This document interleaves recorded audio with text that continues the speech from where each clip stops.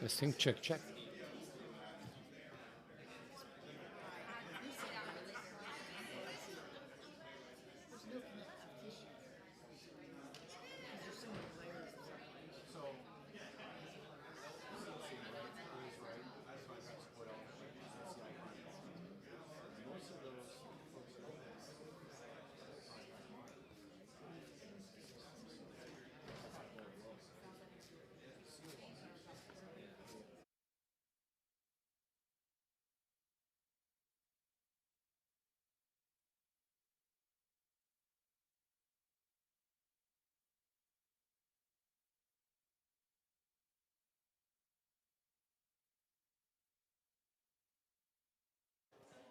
Check, check, check, check, check, check, check. They just over us. They're talking over us.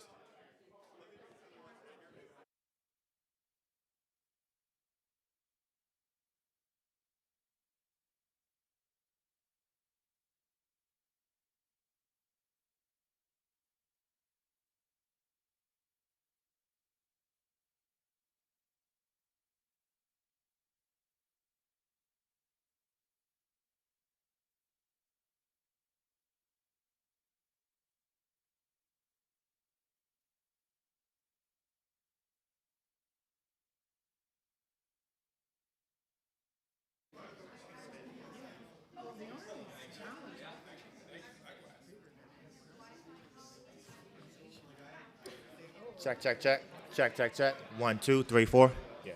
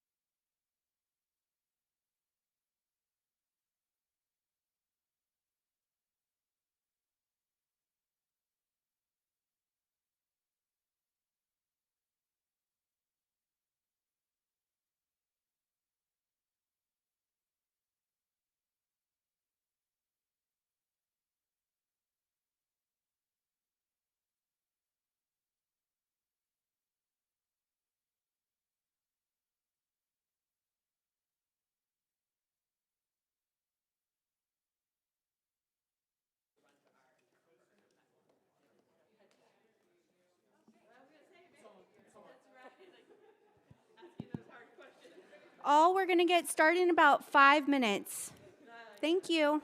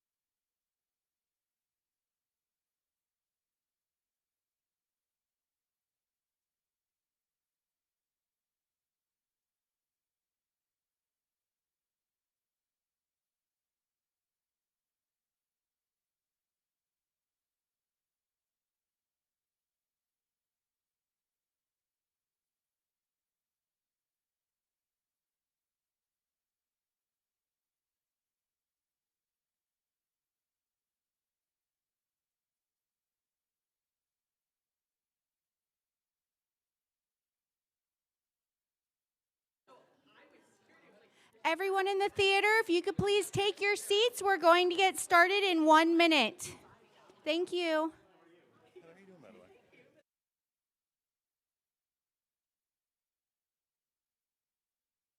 For when we do the muster, we're going to do the speakers.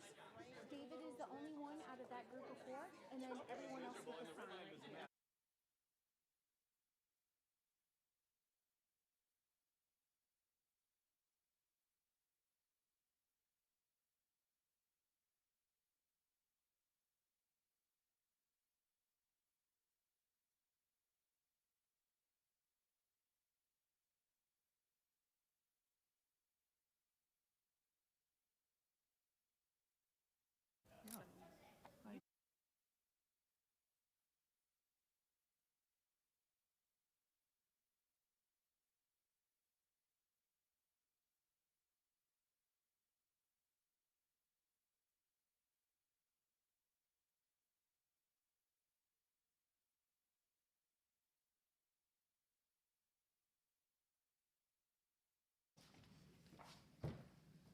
Good morning, everybody. Good morning. It's like it's church all of a sudden. It does feel like we wish we had pews. We just have these lovely velvet theater seats that I'm sorry those folks joining us at home can't enjoy. We're here in the beautiful McGowan Theater at the National Archives, and I am Michael Thomas, the director of the Information Security Oversight Office here at NARA. Relatively recently arrived here, but not my first stint at the National Archives. I first worked here when I was 19 years old, pulling documents from the stacks. So I've made a long, circuitous route back as of this past November to join the Information Security Oversight Office and to join all of you. I want to welcome you to the 74th meeting of the National Industrial Security Program Policy Advisory Committee. And we're absolutely delighted to be able to host many of you in person, as well as the folks that are joining us online. I am painfully aware that the DC commute is not trivial, so I appreciate you making the time to be here with us. And I want to thank our team here at ISOO, as well as the wider National Archives, who have worked diligently over many weeks to ensure that today's meeting is a success. Now, speaking of meetings, over the last few months, since assuming my duties here at ISOO, I've had the opportunity to meet many of you and to listen and to learn as you have generously, as well as sincerely and often eloquently talked to me about the role you play in supporting our national security mission. And time and time again over the course of our history, the United States has turned to the commercial sector to help us negotiate the dangerous chasms that often emerge between our current capabilities and the conflicts that we can't avoid. And time again, we bridge these hazards via partnership with industry. This is a relationship that goes back quite a long way, maybe longer than some of you might think. It has its origins in our nation's founding moments. Can I tell you a story? Do we have time? We probably don't have time, but I'm telling you a story anyway. Before Jeff gets on the mic, before Ike, I'm gonna reserve my time, gentlemen. Yeah. Punches are being thrown right off the bat. No, it's all friendly fire here. All friendly fire. Well, this story, and stop me if you've heard this one. It starts in the balmy summer of 1776 in Philadelphia. The American colonies had declared their independence, and they went to war with Great Britain. It's the National Archives. You knew a history lesson was coming, right? It's actually an obligation if you do something in this theater. Anyway, the thing is, at the outbreak of the war, our colonial economy was hardly on a war footing. It was basically agricultural with little to no manufacturing ability. You had small craftsmen and artisans like the village blacksmith or maybe our revolutionary friend Paul Revere, who was a silversmith. But there was really no such thing as manufacturing as we knew it. And there certainly wasn't any sort of defense apparatus. We had always relied on imports from Great Britain for our arms and armaments. There were maybe 200 people in all of the colonies that knew how to assemble a firearm if they could get the parts. There was only one gunpowder manufacturer in the entire colonies. That was up in the Franklin Mill in Philadelphia, or in Pennsylvania, rather. So what to do when suddenly our biggest military supplier became our most heated adversary? I'll just have you know that 1776 was our first conscious decoupling with a hostile foreign power, right? Anyway, so what do? Well, General Washington, history tells us, sat in stunned silence for half an hour when he was told about the paltry supplies of black powder he could afford to share with his army. And Benjamin Franklin was not unserious when he suggested that the Continental Army might be better armed with longbows than long rifles, given the lack of supplies. Domestic manufacturers were simply not postured to keep up with the war's demand, while our independence hung by a thread on the success or failure of supplying the Continental Army. In response to George Washington's pleading, in December 1776, Congress created the Department of the Commissary General of Military Stores. And now the DCGMS doesn't roll off the tongue quite as well as the NISPPAC, but it was similarly responsible for coordinating the government's relationship with private companies in the development and testing, manufacture, and acceptance of war material, including material produced outside the government system. And in this moment, I think the DIB was born. Ultimately, through the work of the Commissary General, and with some help from our allies, the French, credit where it's due, the colonies were able to provide for their military, provided the arms that it needed to thwart the awesome might of the British Crown. That includes providing weapons for a decisive victory at Saratoga, which brought those French allies fully into the fold. It includes repeatedly resupplying our troops in the South so that they could keep in the fight. And maybe most spectacularly, it includes providing the munitions that enabled the Continental Army to continue to engage in the siege at Yorktown. Now, if you know your history, you know that Yorktown is where the British surrendered, effectively ending the war and ensuring that the American Republic would endure. Independent, the first republic to be run with the consent of the governed and under the rule of law in the history of the world. And it endures to this day, at least as of, what is it, about 1010. Still going, good job, guys. So all to say, this relationship between government and the defense industry endures as well, forged of dire necessity in the desperate pursuit of our independence. It not only successfully supported the Continental Army, it not only more than made us ready when the British came calling again in the War of 1812, it also helped revolutionize manufacturing in our fledgling nation. Things like mass production, integrated supply lines, spreading innovative practices across an economy of emerging manufacturers. The DIB of its day became a model for how we could produce self-sustaining goods for our own needs, forever linking a strong manufacturing economy to the security of our nation. So this is the legacy that I think we carry forward with us today. And so it is with the greatest respect and sincerity that I approach the task that we have before us. ISOO is directly responsible, not just to all of you, but to the President for maintaining and revitalizing the overall policy framework for the NISP, ensuring its continued effectiveness and efficiency. But as the late, great American Thomas Earl Petty wrote in his classic 2006 solo album, Highway Companion, if you don't run, you rust. And we have heard from all quarters over the last few months about the need to address some particularly rusty areas of NISP policy that offer us real opportunities for reform. So in the coming months, that's exactly what we plan to do. ISOO will be lacing up its running shoes, and we're asking you to join us with the intent to report our collective recommendations to the President, as is ISOO's formal responsibility under Executive Order 12829. So I look forward to your collaboration and to your support of ISOO as the convening point for the wide range of discussions that we already know are happening. So thank you once again. Let's get started. I'd like to welcome Jen May to the stage.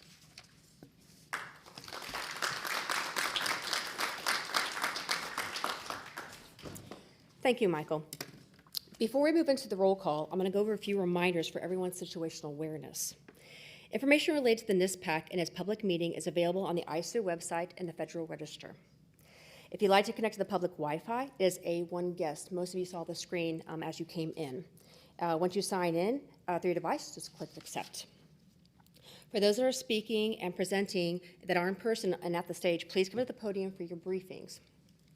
If you're listening through Google Meet, you may need to reset your audio settings to hear and speak. If you have Microsoft Windows 11, sometimes the audio doesn't quite sync with Google Meet, so you may have to click a few buttons to get there.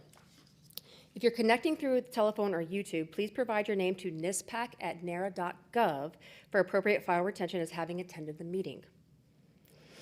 If you require technical assistance, please send an email to NISPPAC@NARA.gov. Please note all audio connections should be muted when not speaking. For questions, and if you're calling in on the telephone, please hit *6 to mute and unmute yourself. If you're on the computer, you can unmute yourself, ask questions through the chat, or email your questions and comments to NISPPAC@NARA.gov. There's a theme here, NISPPAC@NARA.gov. And someone from our team will take care of you from there. And if you're in the room, please make your way to the microphone on either side of the stage for your questions.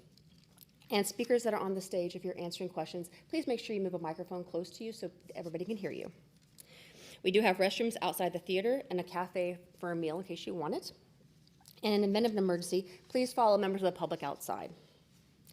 All available meeting materials, including today's agenda and slides, have been posted on the ISOO website and have also been emailed to all the registrants. As a reminder, not all speakers have slides today. This is a public meeting. As with previous NISPPAC meetings, this meeting will be recorded. This recording, along with the minutes, will be available within 90 days on the NISPPAC Reports on Committee Activities webpage. We are planning on a 10-minute break in the middle of the session. Lastly, I want to remind the government members of the Committee of Requirement to file a financial disclosure report with the National Archives and Records Administration Office of the General Counsel. This must be completed prior to officially serving on the NISPPAC and then updated and submitted on an annual basis. The same form for financial disclosure that is used throughout the federal government, the OG Form 454, satisfies this requirement. Now we will take attendance from the government agencies. After I say the name of your agency, please state your name so we can properly account for everyone. Once I've gone through all the government agencies, I will then move over to the industry members and then to our individual speakers. ODNI.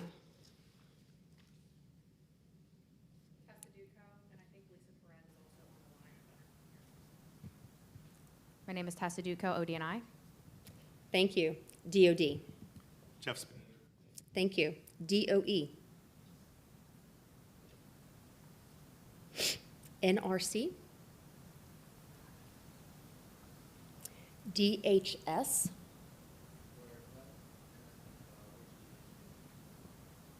Thank you. DCSA. Matthew Roche. CIA. Commerce.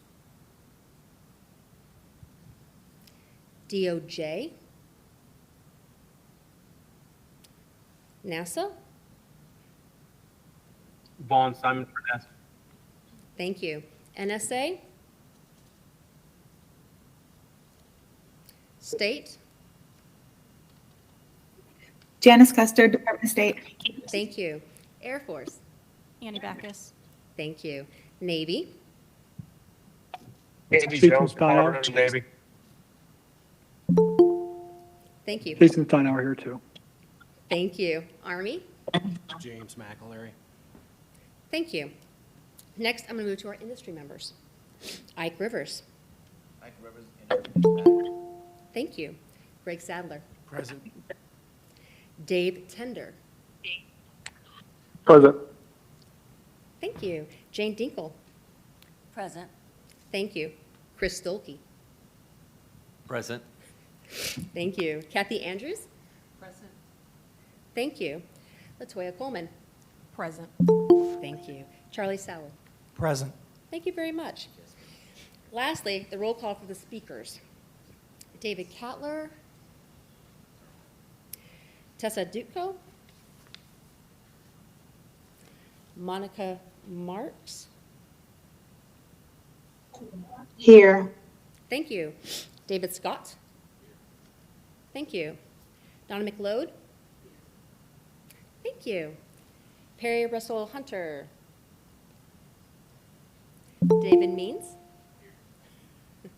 Stacy Vostianic, sorry. Thank you. If anyone else is speaking during the NISPPAC that we have not heard from or don't know about, please speak now.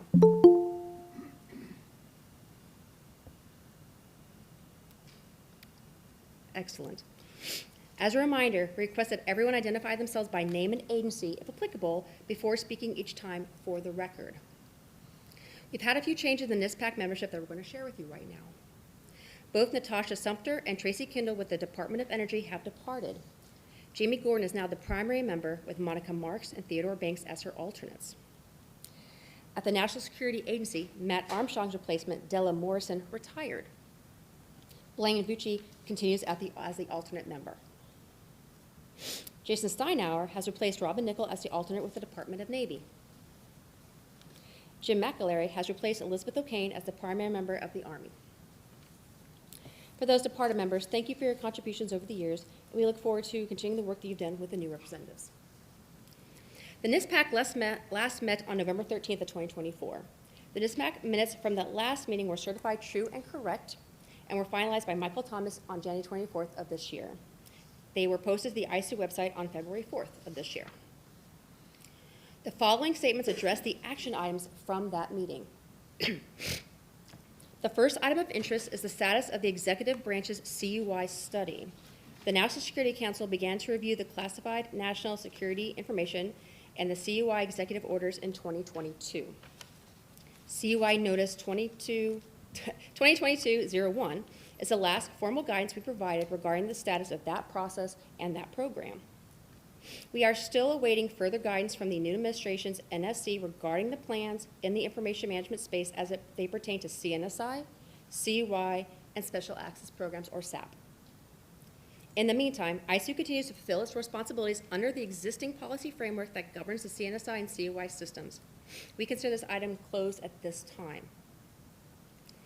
Next, DoD was going to invite the project leads for CMMC from the DoD CIO to provide program update at the next public meeting for NISPPAC, which is today.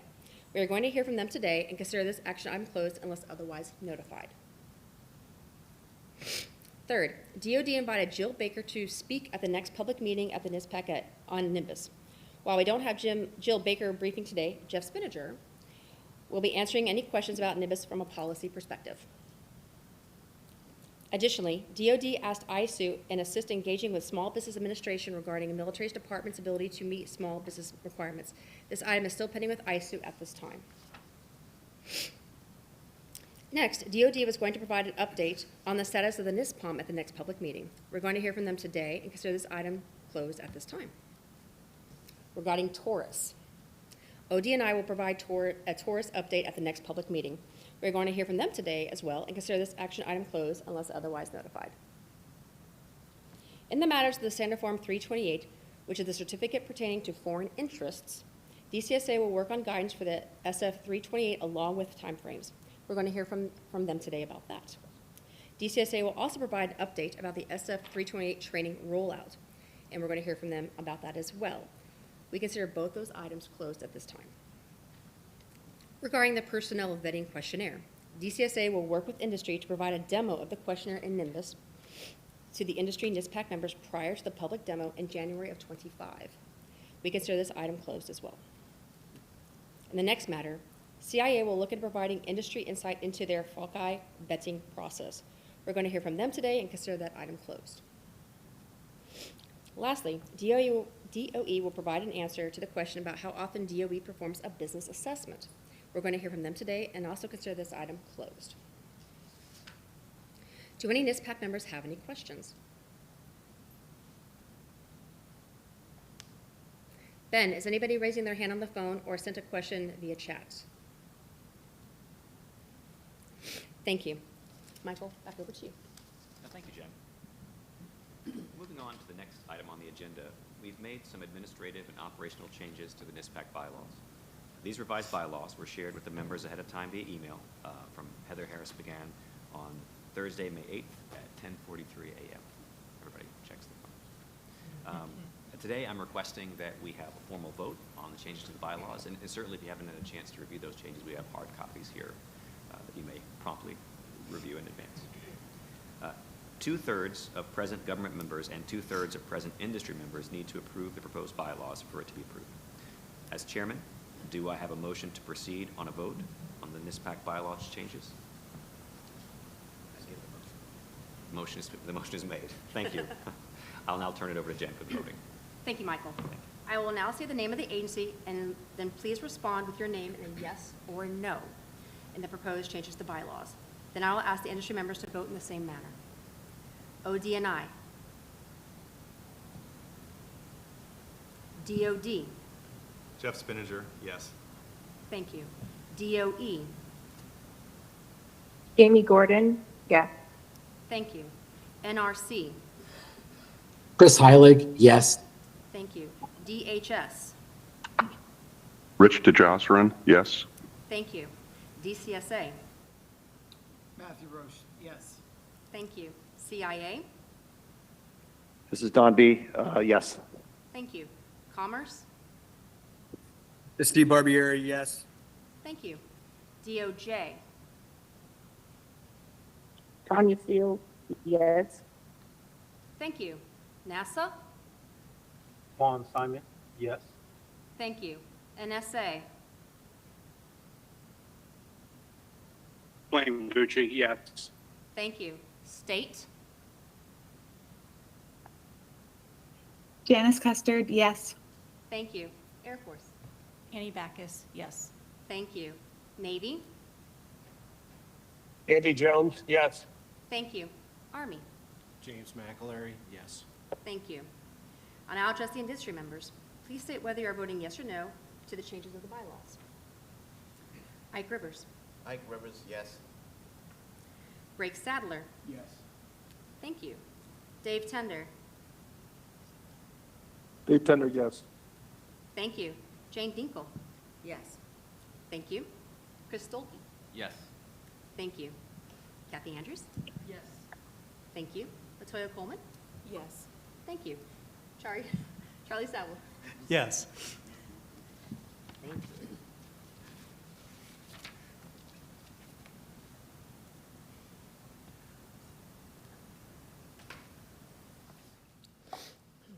Thank you. The motion is carried. We will now amend our bylaws accordingly. Appreciate it. At this time, we'll now introduce the speakers for our updates. Mr. Isaiah Rivers, the NISPPAC industry spokesperson, will provide the industry update. Ike, you can please come up to the podium.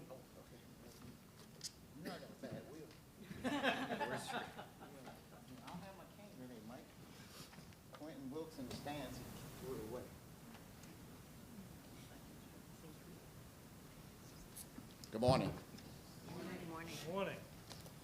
Good morning. Good morning. You already know how I operate. Mr. Thomas, Jen, and Heather, thank you very, very much for always putting this together. Your history actually goes along with just a couple of opening remarks that I have.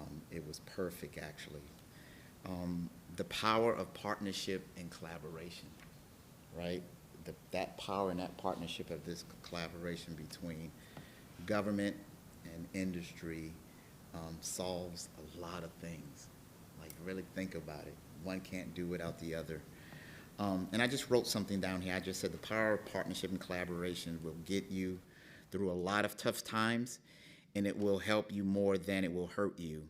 And that is what the NISPPAC government and industry is all about with the support of ISOO. So you and I must have been in each other's head, but it was really the watch thing. So you guys don't know, me and Mike, we have this thing about watches. And we was both scoping each other's watches out. So I think we started that watch collaboration, but we started that collaboration a long time ago. But I wanted to thank everyone for last week who supported the industry day last week at IDA. This event started from a collaboration from government leaders from CSAs like Jeff Spinnanger and Mark Fraunfelter and DCSA, Mr. Cattler, about this was a great idea to do with AIA and NDIA, not being able to host because of federal restrictions and stuff.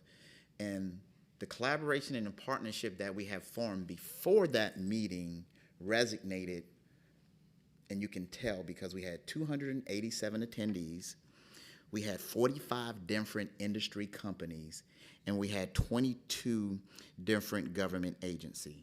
So I want to give a special thanks out to the leadership supporting this event, Mr. Thomas, Ms. May, and Ms. Pagan Harris, Mr. Clark, and Mr. Means, for actually coming out and spending the whole day supporting us. That really meant a lot to us. But I want to give you a quick, before we get to the team, I want to give a quick example about the partnership and collaboration and how it could work and how it has worked. Everybody heard about the MBIS issue that went on a couple of weeks ago.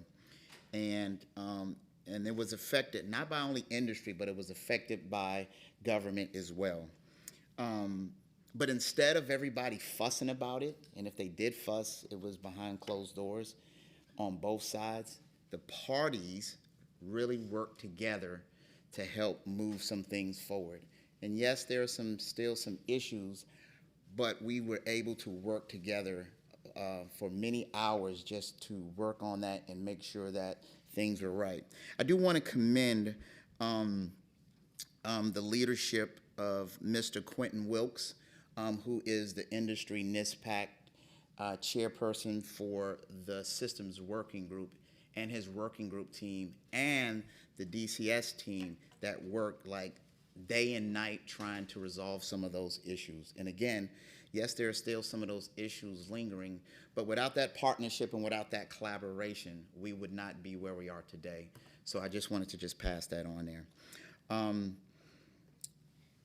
So I wanted to, who has the slides? How do I flick these slides? Been in the booth, okay. All right, next slide. So these two beautiful individuals that is on this screen, all right. We're having our elections coming up here in August, and they have spent the last 4 years serving the community of industry. I could not go start this meeting without telling Dave Tender and Greg Sattler, thank you so much what you mean, not to the industry NISPPAC team, not to ISU, but the whole community, protecting the war fight in this great country. So I wanted to give Greg Sattler and Dave Tender a round of applause for their service. All right, next slide. Oh, they threw you a little heart, Greg, up there. I just a little heart down there. Next slide, please. Next slide. Next slide. Next slide. All right, thank you. So these are our current members. The last meeting we did have, we were minus a member. We're glad to welcome Mr. Chris Stokey from BAE. He's the CSO at BAE. So Chris is the new member of our team. So welcome aboard, Chris. Next slide. And we wanted to welcome Christy Wilder, the CSO for Paratime, as she is now the PSC chair on one of the MOUs. So next slide. Okay, so we're going to just get into this a little bit and just talk. A lot of these are our industry topics, I'll ask, and so I'll start it off and then I'm going to pass it around to some of my teammates. You guys mentioned the CUI. I think, Jen, you just mentioned CUI. CUI still is a big issue for industry. And, you know, we're just trying to figure out, like, who's playing and who's not playing, right? We're affected by it, but nobody is talking about it. So real simple is, can we get the CSAs to the table? Is it a way to get the CSAs and everybody involved at the table to actually talk about CUI and to see what we're doing with CUI? I'm sure Mr. Spinninger will talk a little bit about it, but we'll also have some examples as well moving forward. So one of our axes is that can we get the CSAs to the table to at least have the discussion, because one agency says they're doing it, one agency said they're not going to do it. That does no good for industry. So we just want to know if we can just at least get and sit down to the table, whether we're going to keep going or whether we're not. And once we have a direct guidance or something, industry would love to be at that table after you all have that initial conversation. So that's one of our asks. The communication channels, everybody's known me for a while. I'm huge on communication. I'm huge on communication. Again, when it comes to partnership, there should be no way where industry or the government finds out things after the fact, right? It could be bad news, but if you know about the bad news up front, it lessens the blow. And so we're just trying to, in all the agencies, we're just trying to see if there are other communication vehicles out there that industry can grab some information before they're surprised. And so that's one of the things that we would want to ask from the different agencies and the CSAs out there is that where are those communications? Where can we get some better vehicles? And if industry NISPPAC can assist in having a sit down to talk about how we can collectively think about ways we can communicate better from industry to government. And then lastly, we talk about dollars being spent, extra man hours and things, reciprocity of training, right? So you have Ike Rivers, who is, he belongs to a couple of government agencies, and every agency he goes to, I have to do the same training. It's the same exact training, you know. When can we actually have a conversation where we can say, okay, your training that you do for DIA is also good for NRO, which is also good for CIA or NSA, right? That will save a lot of time and effort, and it'll put monies back in the taxpayers' pockets because they're charging for those hours, right? They are charging for those hours. This is not free hours, right? So just wanted to put that out there on the plate too as an ask if we can actually think about that training reciprocity. LaToya, you want to talk a little bit about CUI, please?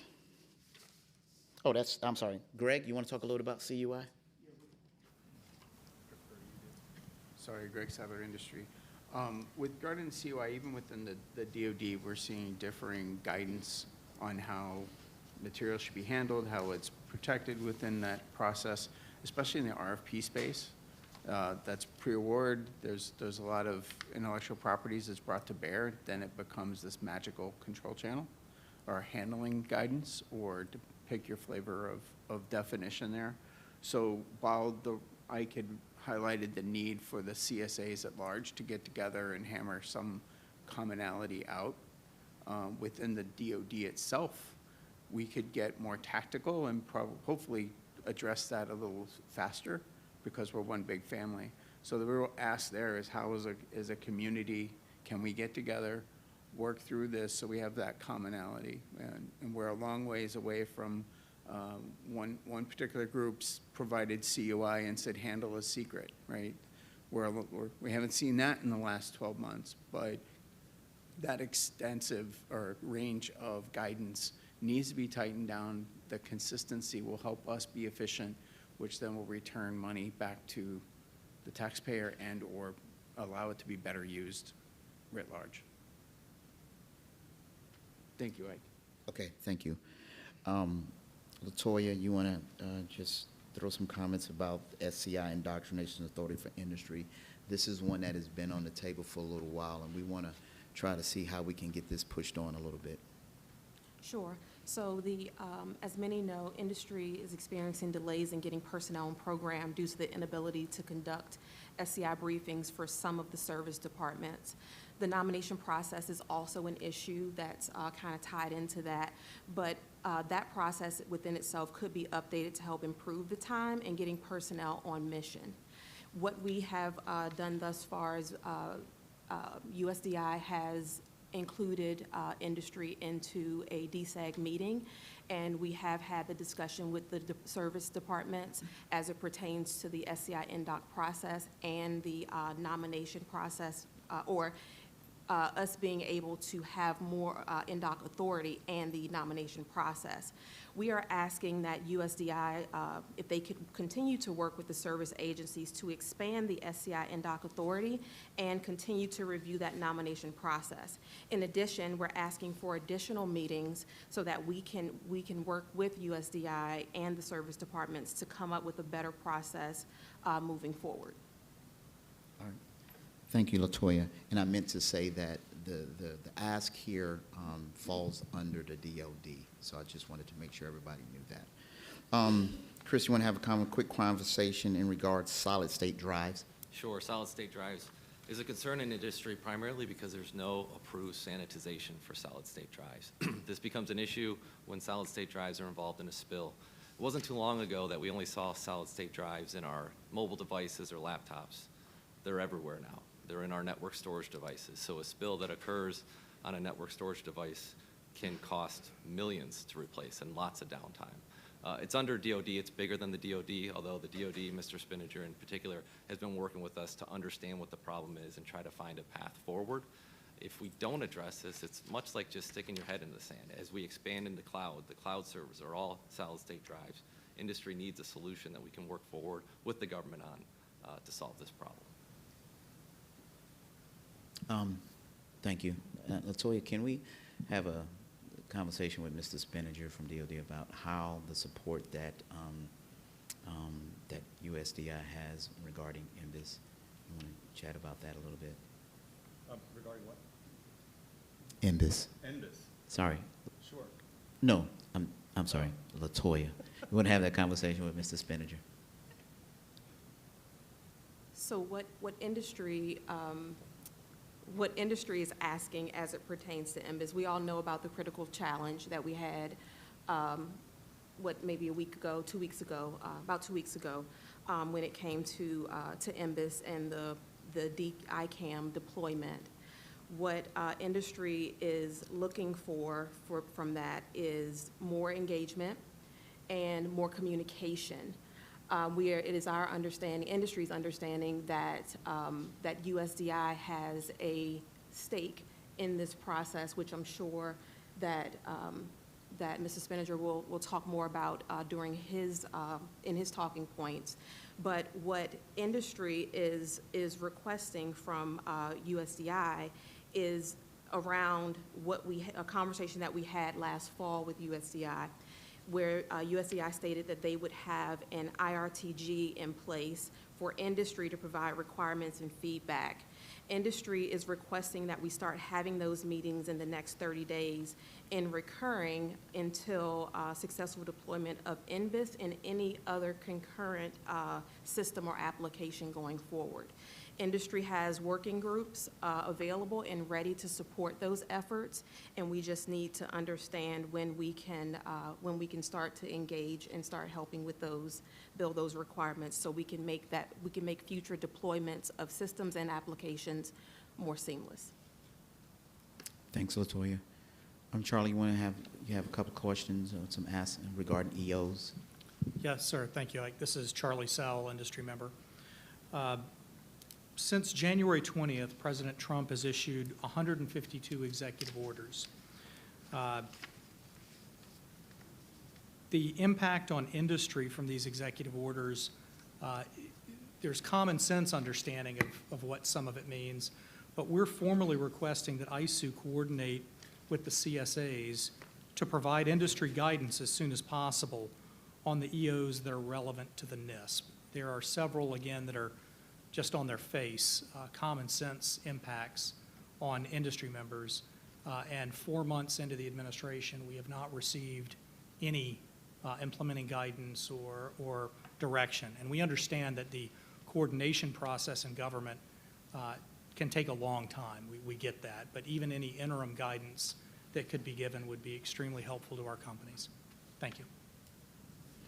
Thanks, Charlie. We're going to move over now to DCSA, so these asks are in regards to DCSA.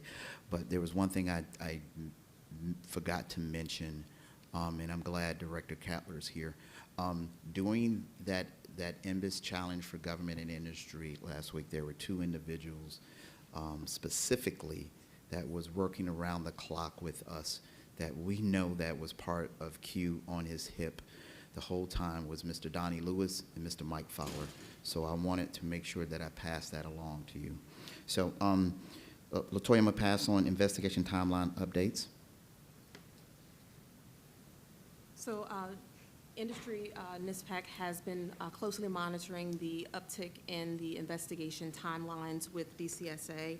And we understand that DCSA has created a Tiger team to mitigate what those timelines are.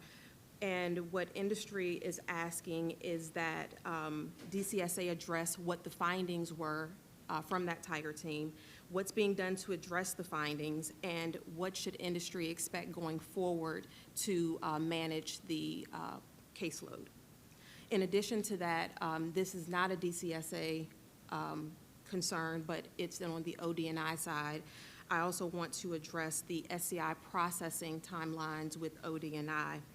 And to kind of explain the processing timeline, this is from the time of industry submittal to the time getting the person in the mission, in the seat. So what industry is asking, we would like to know what OD&I is doing to help to reduce that timeline, and we are asking that OD&I form a working group that can help, a working group that includes industry, to help reduce that timeline and the numbers going forward. Okay. And you want to go ahead and take the PVQ updates? I do. One of the things that was mentioned earlier or in a previous meeting as it pertains to the PVQ was the demo. Industry did receive a demo of the PVQ. However, what industry is requesting is that just like with any other system or application or deployment of anything, we're asking that DCSA and USDI partner with industry in a working group to make sure that we are able to effectively test and pilot the PVQ for a smooth transition. All right, thank you. Greg, ATOs? Thank you, Ike. From an ATO perspective, industry thrives on cost and schedule predictability. So if there's anything with the looming budget changes, the early out within the government structure that may come to bear on the ATO timelines, while ATO is a common piece from a systems perspective, the concern also extends to any government approvals for open storage areas or other aspects to which we may experience some latency. That could be a greener workforce that's executing the mission that might involve some concerns from a predictability and scheduling perspective. So industry is really seeking that, not only from DCSA, but any CSAs across the organization that are involved in that process, so that we can improve our predictability, which improves our ability to execute on contract. Thank you, Ike. Can I get to the next slide, please?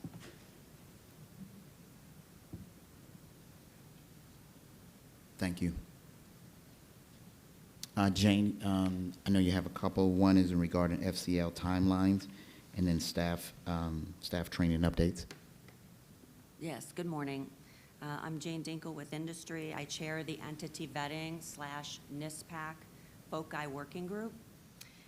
We work closely with the DCSA and specifically Matthew Kitzman regarding entity vetting. We appreciate the partnership with DCSA and their data collection of the facility clearance lifecycle. We would ask DCSA to break down the facility clearance lifecycle and identify timeline goals for each stage of the facility clearance lifecycle. What are the goals for each stage in the lifecycle? What are the recourses if DCSA does not meet those goals? And additionally, we met with DCSA Entity Vetting Office in January up in Quantico, and industry provided facility orientation handbook updates and edits for consideration with the DCSA. We've not seen any of those edits be implemented, so we'd ask the status of the update for the facility clearance orientation handbook and when industry might get that as a final product. I'd also like to address the staff training update regarding inconsistencies across the field. I, as NISPPAC, continues to hear that some field reps identify recommendations and observations during security reviews as if they are requirements. What is or what should be the implication if a recommendation or observation identified during a security review is not implemented? There should be an understanding that those are not requirements. They might be best practices or good to haves, but they're not requirements and should not have an impact on the security review process. Additionally, when the field calls the Knowledge Center in many cases, depending on who they speak to, they'll get a different answer to the questions they ask. Those answers should be consistent. So industry would ask DCSA to address the training of the Knowledge Center staff to ensure that they all have a clear understanding of the processes and are able to give consistent answers to industry. Thank you. Thanks, Jane. And now the last ODNI, so LaToya will talk about a couple of policy updates that we're looking for. Over to you, LaToya. For ODNI, the covered insider threat information sharing policy update, we would like to know where we are with that. We know that there are quite a few policies that have been, for lack of a better word, frozen as we work through with the new administration. So we would like to understand where we are with that covered insider threat information sharing policy. In addition, the overhead billets policy, Mark Fraunfelter cited last week in the meeting, the industry NISPPAC day meeting, that particular policy is back with legal for review before sending it back out for agency coordination. So we would like to understand what that process is going to look like and what is the timeline as it pertains to that policy moving forward into fruition. It's been quite a while. The Taurus update, I think that was mentioned earlier that we will be getting an update on Taurus, so I will yield my time back to you. All right. I'm going to let Ms. Can we go to the next slide, please? I'm going to let Ms. Kathy Andrews come and have the podium. And she's going to give a physical security working group update, because physical security working group was the latest working group that we added to industry NISPPAC team. And there's been a few things that has happened since the last time we had a public meeting. So I'm going to just turn this over to you, Kathy. Thanks, Ike. Good morning, everybody. I wanted to share with you some updates we've had since our last public meeting on the 22nd of January. We've had quite a few positive things. We've had multiple ODNI and CSC working group meetings, data center working group, as well as the IC Industry Security Representatives meeting. Industry's been reinstated to attend the PITSWIG, which is very important for us. That's the Physical and Technical Security Working Group. We've got a very strong collaboration with the IC, and we feel that most of the questions and concerns that we have are moving forward through that organization. We continue to have monthly NISPPAC working group meetings to solicit from industry those major concerns that we have so that we can collectively put those together and present those to the government. Companies are also very busy putting together the POAMs for each of their high-risk areas. So that represents the main things that have happened since January. Next slide, please.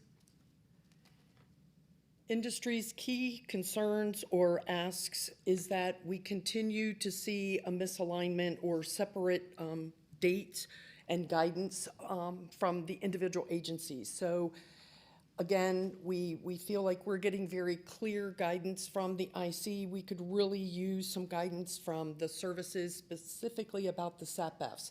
That seems to be where most of the pain points right now in industry are coming from, and so we'd like to try and get some clear guidance from the services on expected timelines for POAMs, compliance, and other milestones.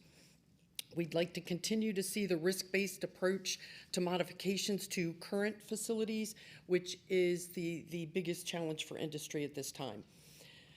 We also are hearing that there is a lack of response to POAMs that are delivered, and I know in a lot of areas they aren't due until the end of December, but as we've previously mentioned, for industry to control costs and to be able to predict financially, which is important to our C-suite, we need to make sure that these POAMs and our recommendations for them are responded to. We have had some contractors or some industry members have visits by the government, but the results of those visits have not been provided, and those are very important for companies to move forward with the request from their companies for capital, as well as to start the modification and build process. So responses to those are very important for us. We have a continuing concern regarding reciprocity across the government. I know that's a very big challenge. I know all of us are trying to get to one place when it comes to compliance, but for us to understand and have a means to arbitrate reciprocity challenges will greatly make things easier for industry and government and allow us to share very costly facilities across the board. And last but certainly not least is we ask the government to consider innovative alternatives to achieve the Tempest certification. There are many that industry is very willing to present as options. The big one right now is the approval for self-testing by industry due to the shortage of CTTA staffing at the government, and that those tests by the companies that are conducted by CTTA certified professionals would be accepted in lieu of a government certification test. So that is just one. So thank you very much. Thanks, Kathy. This is our portion. What I have to say, Chris, Charlie, LaToya, Greg, Jane, Kathy, and Dave that's on, they do a tremendous job, right? This is not their real job. They're leaders in this industry at the very senior level, and then they find time to do this for industry. It's extremely important for us because industry, just like government, have to have that voice that's going to be out there to fight, that's going to be out there to help do whatever it needs to be done to protect that war fight in our great country. So a lot of great information. The ask that we have is that you really consider the things that we've talked about and just remember that power of partnership and collaboration. And if you need anything from us, some additional questions, we are here day and night to answer any of those questions you may have. Dr. Thomas, thank you. Mr. Thomas, thank you very much for allowing us to have this particular time to talk to NISPPAC community about our issues and our asks. Thank you. Questions from the members for ICR industry? And for those remotely, in the interest of time, we're going to reserve some of our questions, so please email NISPPAC@nara.gov to make sure we enter them into the record. Any immediate questions? All right, Jen, for you. Thank you, ICAN team. Next, we have Mr. Jeffrey Spinnaker, the Director of the Information Acquisition Protection Directorate for the Office of the Undersecretary of Defense for Intelligence and Security, who will give an update on behalf of DoD as the NISP executive agent. Jeff.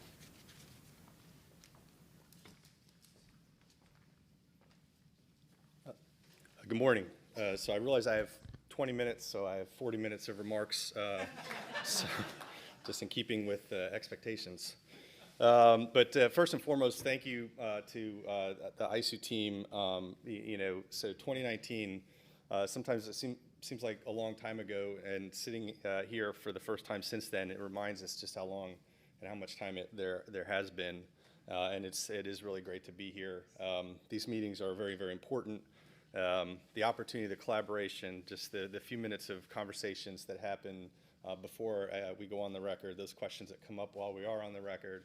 God knows what will happen when we get some coffee, but it is really great. These are things that we just cannot do when we're off camera or even on. So thanks very much. I know it's a Herculean effort. I did confirm that Heather went home for at least a little while last night, so thank you very much for that. Also, beforehand, to Greg and Dave, just again on behalf of the department, I think I'm allowed to say that. Thank you very much. You've been fantastic partners to us. You're candid when you need to. You're gracious always, well, mostly. And but you say what needs to be said. You put in the time, and we are all better for it. And so for those who come next, and this has been kind of a continuing theme. I've been doing this for a minute now.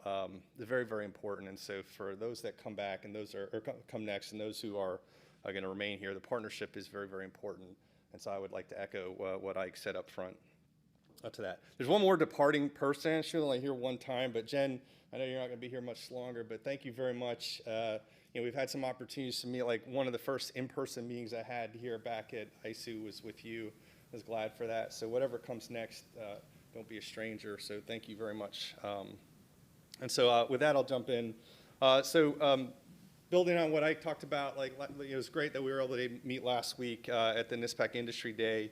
And again, testament to the folks at this table and a handful of others for stepping up and filling what is an absolutely essential void and a pathway to that partnership that Ike spoke so well about. My boss, John Dixon, was one of the speakers last week, and you heard him say how we will support and advance the Secretary's directive to revive the industrial base and rapidly field emerging technologies. Today I'm just going to continue to basically echo his message. It feels like a really safe career move, but more than that, because it's fundamental. Communication is paramount to that partnership. Being able to say what needs to be said and when it needs to be said. And so, although I'm going to bat out of order, I just think it's appropriate. Where NBIS the subject is, there's lots of examination of the challenge areas, the technical challenges that all are experiencing right now. I'm not the guy to talk about that. I'm happy to write down any of those questions. But I do want to spend maybe just a brief moment to talk about what did work. And what worked was some leadership and some outreach, right? So when the problem was first teed up and contemplated, the first thing that a couple of folks in this room did, Ike and Quinn, is they picked up the phone and they started making phone calls. And I can't tell you, they could tell you how many phone calls they made. I can tell you that they did call me. They called Jill Baker.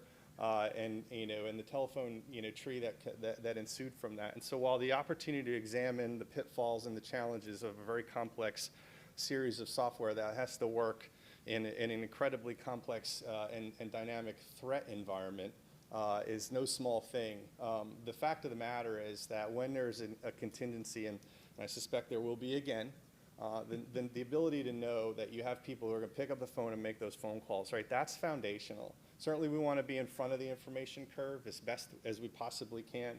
And I think everybody in this room and those who are out there, I think we all agree on that. But the fact that we can see it in practice is no small thing, and I don't want to lose that in the examinations. I did something I generally don't do, is I went and looked online for some of the feedback on this yesterday. I won't do that again. Yeah, whoops. That's noise, right? That's not communication, right? This forum, others like it, the phone calls that happen, that's what real communications are. And again, there's names have been mentioned a few times, but to Quentin and Ike for picking up the phone and alerting us to an issue so we could be productive, not just reactive. I think we're all on a better footing, moving, as we address this present issue and all the issues that are to come. So thank you for that. But one of the things that John said, we've got a lot of policy work to do. We talk about that a lot. I put a few of them up on the slide because Heather bet me that I wouldn't have a slide. But the priorities for us right now, right? We continue, we're very proud, and I think those of you who've been here for a while, we should be. The fact that we have a reg for the NISPOM. I've said to predominantly industry-facing audiences before, and I will continue to say again, the importance of that regulation is less about industry and much more about trying to corral the complex organism that is the federal government around a common set of requirements, right? That consistency, where we've heard it from many of the speakers already this morning. That is absolutely essential. It's also another pathway to that communication. So that we have a common thread and theme to build from. But one thing that John said is that he framed around a powerful concept, and he gave me some credit for it, and that's kind of funny because I was just writing down what I heard him say, and that is that threat informs standards, standards inform posture, posture informs compliance, and compliance informs risk management. So I'm not afraid of the word compliance. Now, too much of one thing creates friction on the other, but it is a bit of a cycle that we cannot avoid. But it's not just a cycle; it is a mindset. It's about translating intelligence on our adversaries into enforceable, measurable, and mission-aligned security practices. And so again, with sincere thanks to our ISU host, I want to highlight today a bit how we're operationalizing that concept through upcoming updates and initiatives. Secretary Hegseth has emphasized that speed and competition are now essential elements of military strength. And to keep pace, the defense industrial base and the defense acquisition system must adopt a truly threat-informed security posture, one that's interoperable, cyber resilient, and acquisition aware. To that end, we are preparing targeted policy updates. We've been in the policy update business for more than a minute now. Both mostly internal here, right? It's the internals that we're really focusing on. The DoD manual is pleased to be invited by DCSA to speak at their recent signatories engagement, where we remind all the signatories that they do follow DoD policy as part of the price of admission. And those policies, however, that we can point to are they're out of date. And that's sand in the gears. That's sand in everybody's gears. And we understand that. And looks like there's some audio problems. I can keep going though. Is it back? Okay. Okay.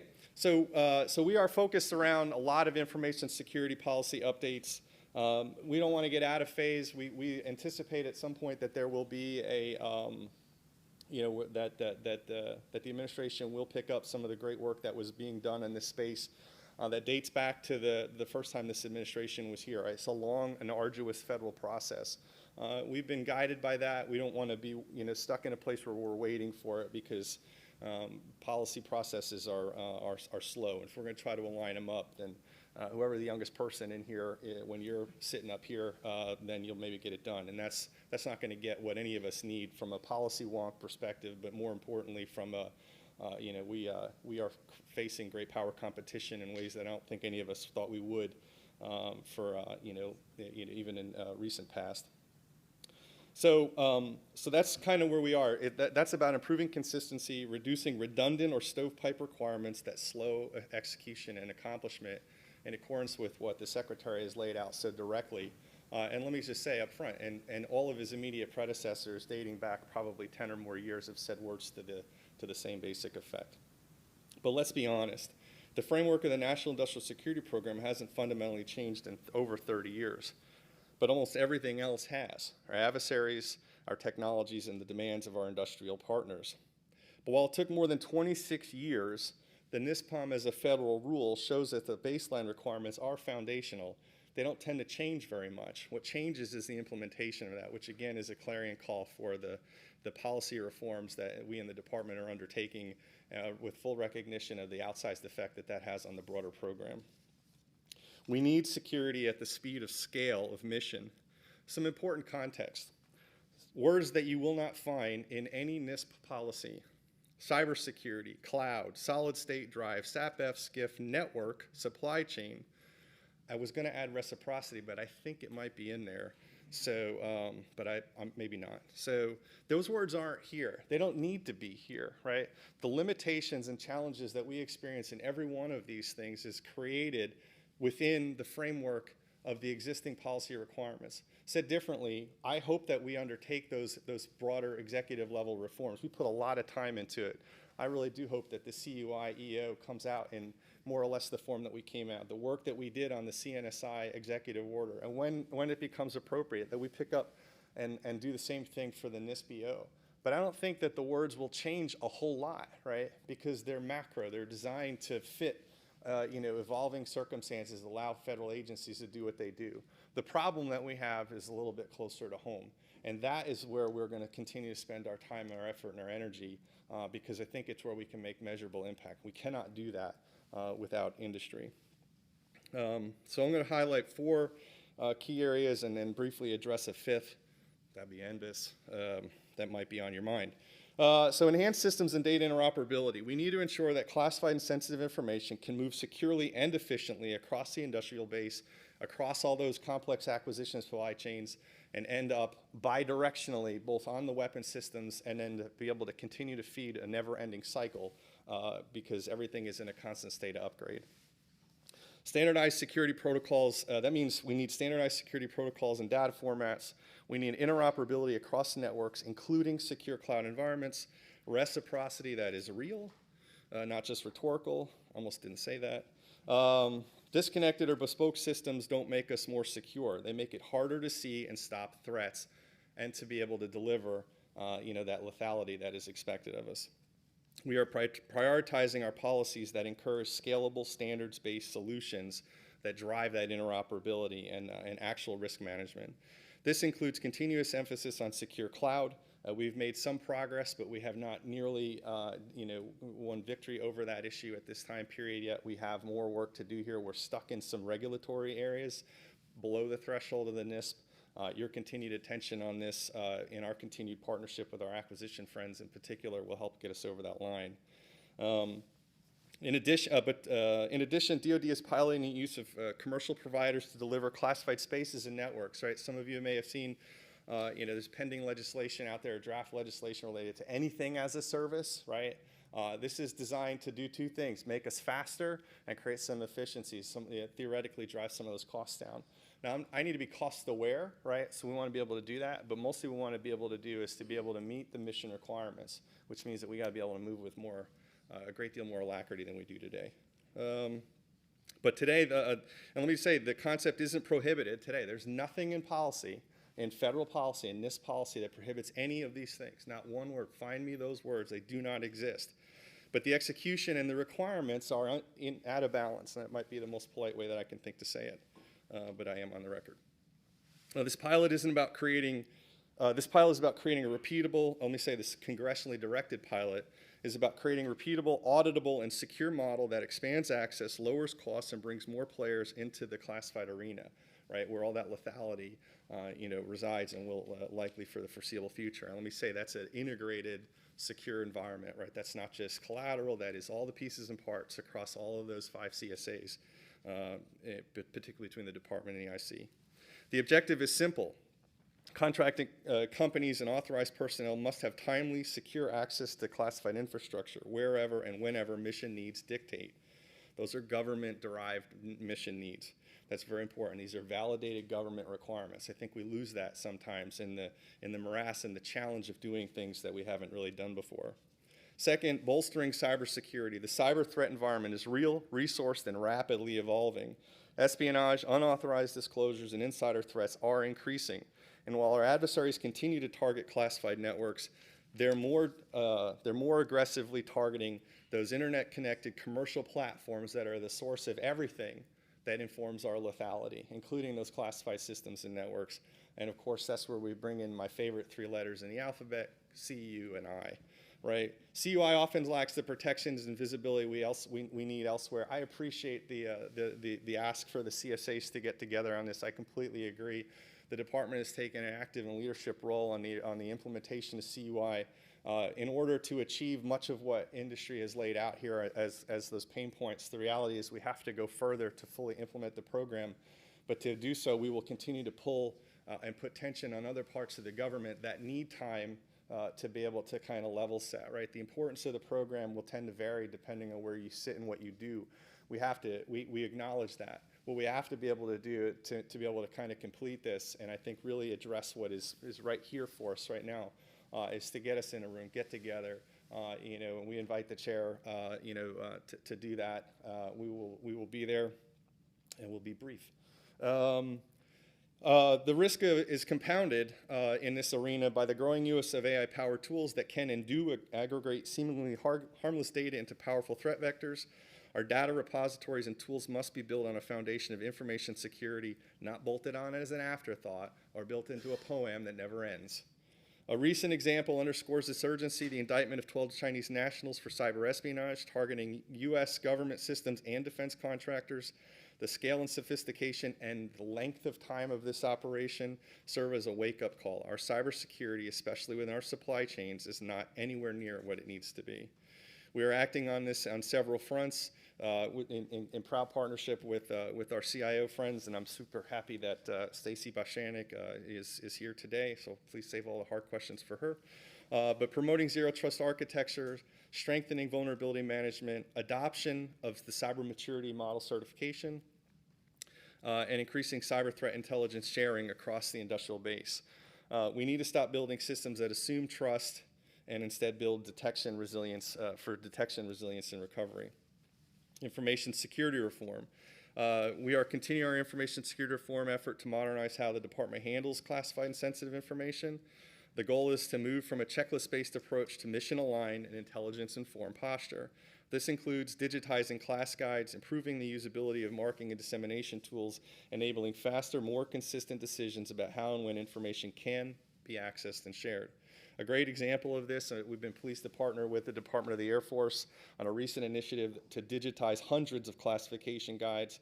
The result, improved capability for interoperability of highly complex classified systems, uniform answers. Everyone's seen a class guide. It can be a choose-your-own-adventure, process. It's again, there's some method in that madness, but it's pure madness when you're trying to figure out how to interoperate weapon systems at mission speed. But a really sophisticated large language model. The hard part wasn't really the language model. The hard part was guides are kept in all kinds of strange and interesting ways, and being able to normalize that to bring the data into a common way was nothing short of miraculous. And it continues. Hundreds or whatever. We're in the low hundreds of guides. It's great. Sadly, however, we have thousands to go. And so, but we'll take the progress for where it is, and I really am pleased to be partnering with the Air Force on this game-changing initiative. And then finally, that's the kind of change we need. We need security that doesn't hinder execution, it enables it. So those guides are now tools the way in which they've always been envisioned to be.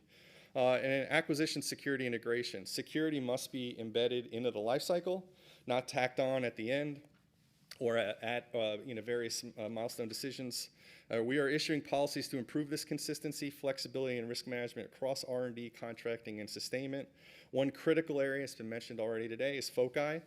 FOCI reviews must inform acquisition decisions, not just react to them. We cannot afford to award sensitive contracts or rely on a critical supplier only to discover after the fact that the entity is subject to foreign control. Cannot continue to do this. This creates a Stretch Armstrong kind of effect to awarded contracts. This adds risks to the department, to our acquisition cycle. It does not give us the ability to mitigate that. We are conducting a DoD-wide study on the current impact of security policy on cost, schedule, and performance.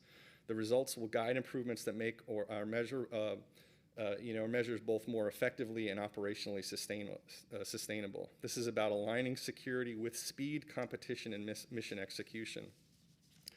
Finally, a note on NISPPAC and how it fits into the broader modernization integration efforts that I've discussed a bit today. NISPPAC is not just a system upgrade, it's a strategic enabler critical to building a trusted, threat-informed, and interoperable personal vetting enterprise. It directly supports our ability to ensure that access to sensitive information is granted to the right people with the right access at the right time, aligned with mission requirements and grounded to inform risk-based decision making. Recent milestones in the NISPPAC transition reflect important progress toward replacing outdated legacy systems with a modernized end-to-end vetting infrastructure. These changes support the same principles we've emphasized across today's updates, and which you have heard my boss and many leaders across the Department of Defense and elsewhere continue to echo and champion for years now. These changes support those principles: standardization, interoperability, and speed to mission. At the same time, however, we recognize this transition has introduced challenges, particularly for industry. Issues around onboarding, data accuracy, and process synchronization are real. We appreciate your patience and professionalism, and we are actively working to advocate and support DCSA and our interagency partners to identify, prioritize, and resolve these friction points. This is kind of a long-winded way of saying, please use the phone. And I know that there are those in the audience who will, but as new people and faces come in and new challenges present, that's the best that I think we can offer right now. And I think that's pretty powerful stuff. We work pretty hard to be responsive, and the we in that is as broad as I can use the term. But I want to be clear. NISPPAC represents the kind of institutional reform we must embrace. It's not easy, but it's necessary. It reflects a shift from fragmented reactive processes to a coherent, modern, and resilient vetting architecture, one that better reflects the complexity of today's threat environment and the need for trusted access at mission speed. But let's not lose sight of the fact that threat environment is more dynamic and more agile than we could ever be, right? We're always going to be that way. Everybody in here have a cell phone? How often are you getting updates, right? You probably don't check them anymore. So how often are all the software on those phones getting updates? You don't even check them anymore. Same basic idea. Just as modernizing the acquisition security, cybersecurity, information protection, we must also transform the way we manage the most fundamental security decision we make, who we trust. And that leads back to a core theme I hope you've heard clearly today. This is not a government-only effort. Industry is not a stakeholder, it is a partner. NBIS will only succeed through continued collaboration, candid feedback, and shared commitment to building trusted workforce capable of meeting modern demands. And I can say that my bosses and my partners, Jill Baker, Chris Gibson, and many others, they stand ready to do that. So within and I definitely want to be mostly responsive to LaToya. I said that beforehand, but the 30-day timeline is more than doable, and you have my pledge that we'll get that done. These initiatives across interoperability, cybersecurity, information reform, acquisition integration, and personnel vetting are all part of the same imperative: to build a resilient, secure, and agile DIB capable of meeting the challenges of the 21st century. Security is not separate from lethality. As Secretary Hegseth has said, we cannot afford to separate lethality from security. Protecting information and technology is central to our competitive edge. This is why our role through NISPPAC and beyond is so critical. We need collective insights to ensure policies are practical, operationally sound, and aligned with the realities of industry execution. This is not a one-way conversation. This is a partnership built on shared trust and shared responsibility. So as we move forward, and again, echoing my boss, because again, feels like a safe career move, security and counterintelligence are mission enablers. Compliance is not the goal, mission assurance is. And collaboration between government and industry is not optional, it's mission critical. Greg said it best, in one of your remarks, right? Execution on contract, right? So for everything else, like if that's not our focus, then I'm not really sure what we're doing here. So thank you. I look forward to your questions and to our continued work together. Thanks very much. Thank you, Jeff. Questions from our members? All right, in the interest of time, we're going to move forward and remind everyone participating in the chat or online that you can send your questions to NISPPAC@nara.gov to ensure they're preserved in the record. Thank you. Thank you, Jeff. Next up, we have Mr. David Cattler, the Director for DCSA.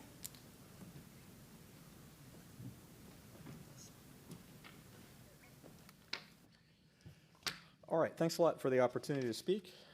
Jeff and I think you're going to hear us both emphasize several common points, especially the need to adapt policies and the nature of the work for now and for the future.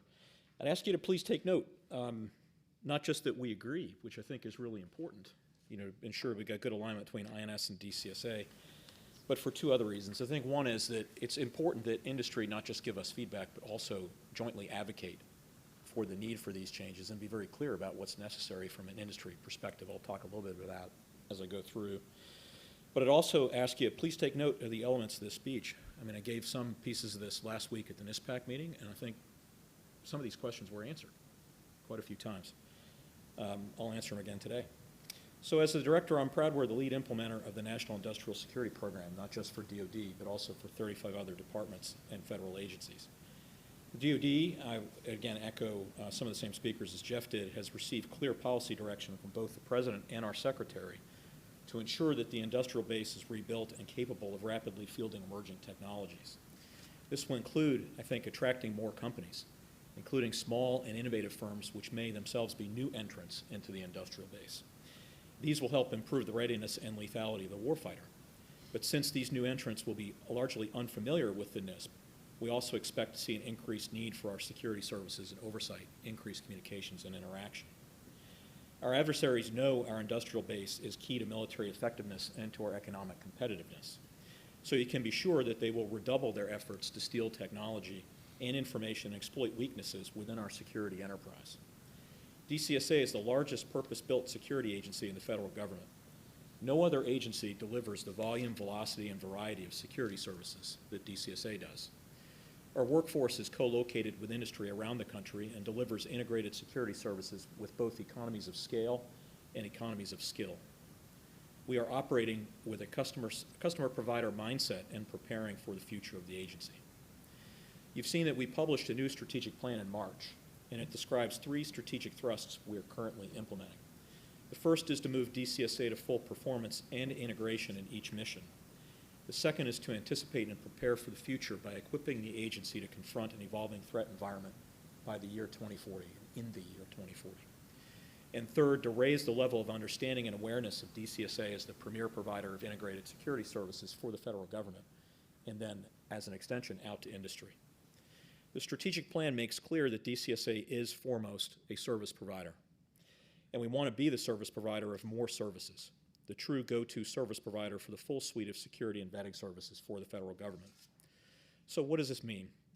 It means we're focused operationally across all of our missions, and we will continue to drive cost efficiencies, engage customers and act on feedback to create better customer experience and delivery, and to provide quality in terms of return on investment, national security impact, reliability, and consistency in all of those services.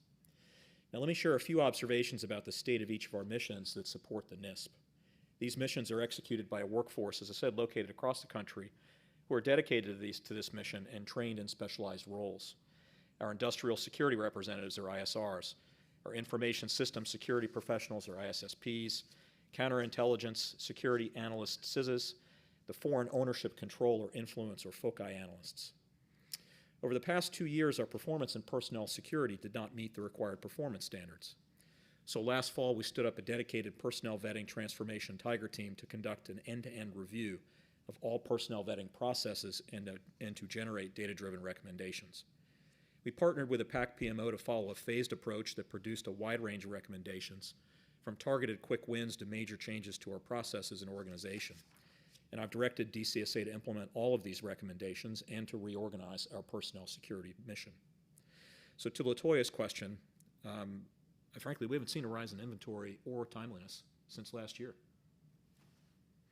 Since standing up the Tiger team, we reduced the background investigation inventory from a peak of 290,000 in September of 2024 to 222,000 in May of 2025, which is more than a 24% reduction in less than 6 months. The timeliness metric that is most important for our customers is a lagging one to inventory reduction, but even there in April we saw timeliness improve by about 10%. We're using this data-driven approach to make changes that will have an enduring impact on how we conduct business. And we anticipate we will continue to drive improvement in our performance numbers, even as we are reducing our workforce through the various workforce shaping methods. You'll hear more about the personnel security mission metrics from Donna McLeod, who represents our adjudication vetting services. Now on NBIS, the future of the personnel security mission, as Jeff said, is linked to our delivery of NBIS. When fully operational, NBIS will be the end-to-end IT platform to support the delivery of those personnel vetting services for the entire federal government. 2 weeks ago, we did get permission to move this ACAT-1 software development program back into the execution phase of the DoD Adaptive Acquisition Framework. This is definitely a significant milestone. We gained that approval on an accelerated timeline while making progress in other areas to prepare the program for success.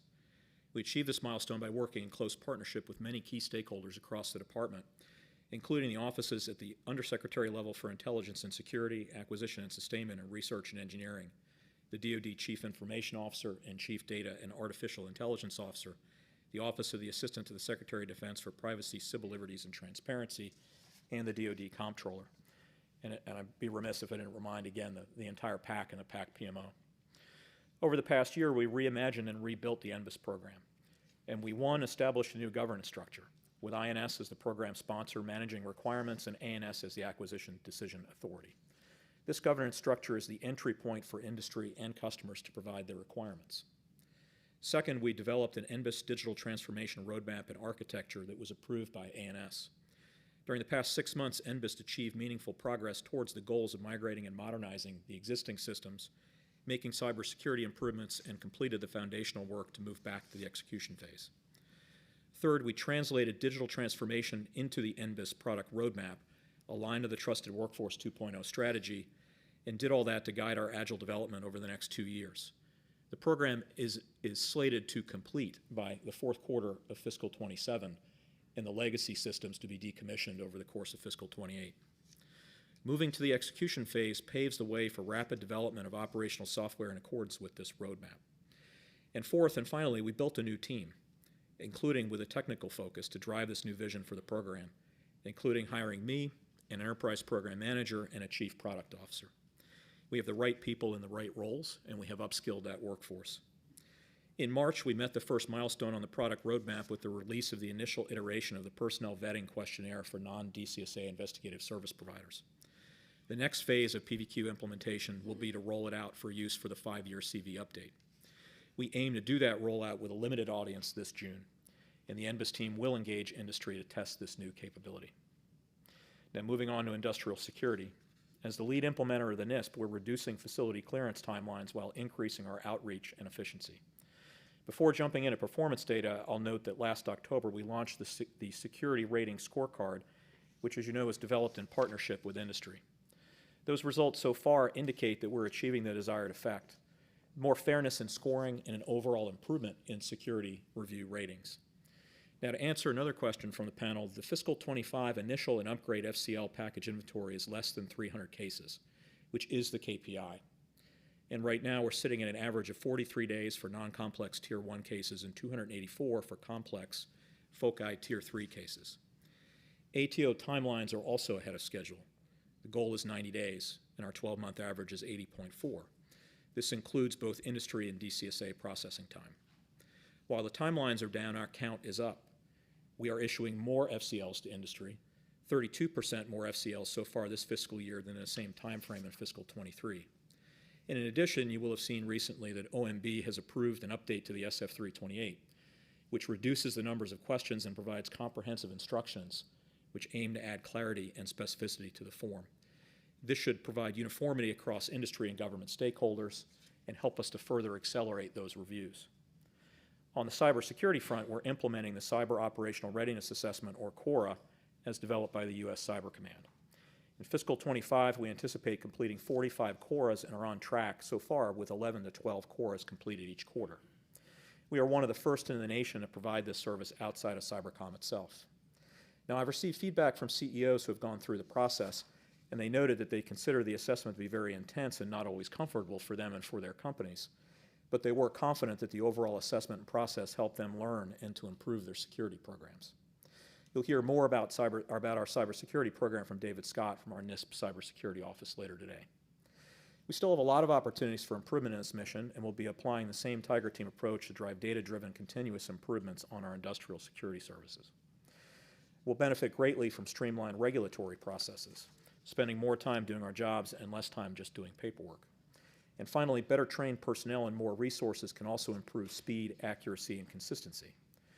Our security training mission launched the DCSA Security Academy last October, and in August of this year, the Academy will graduate its first cohort of students from the Industrial Security Training Program.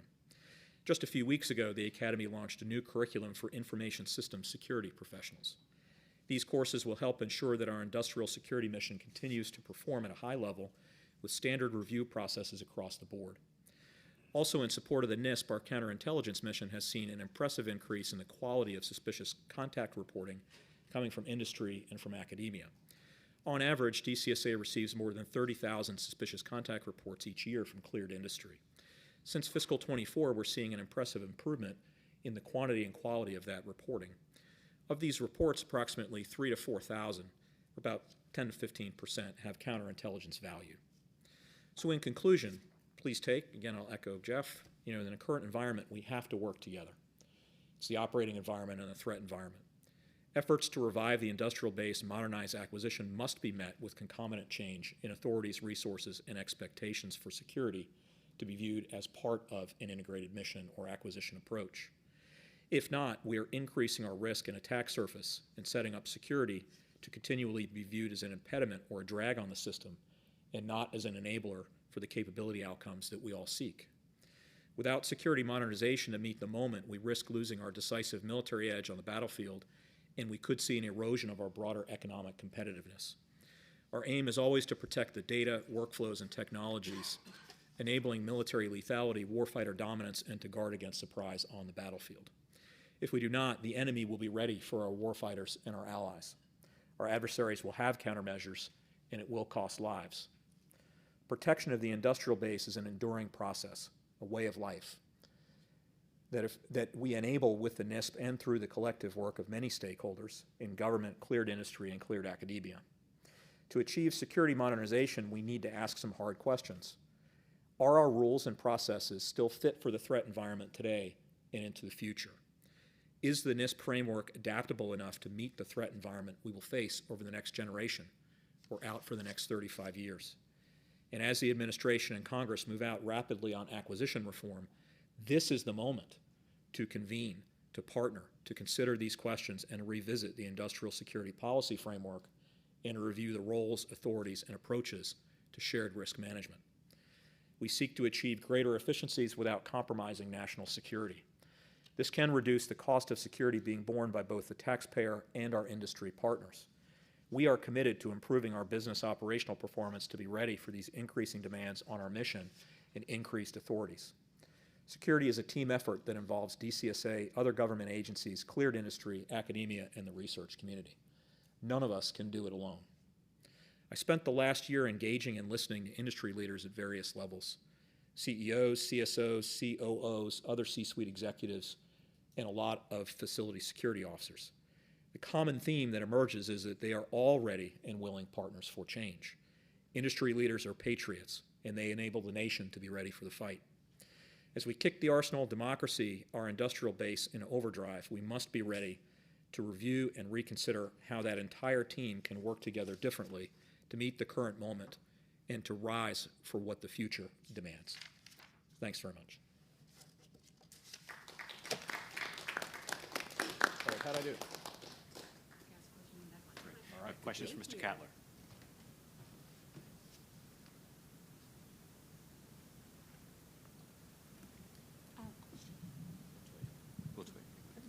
Latoya, Industry NISPPAC. Mr. Cattler, I have a question for you. Are you able to, right here, industry would like to get a better understanding of how, moving forward, DCSA will better engage and communicate with industry as you guys move forward with development and deployment. It's our understanding that you guys are outside of the planning phase now and more into the implementation phase of NBIS.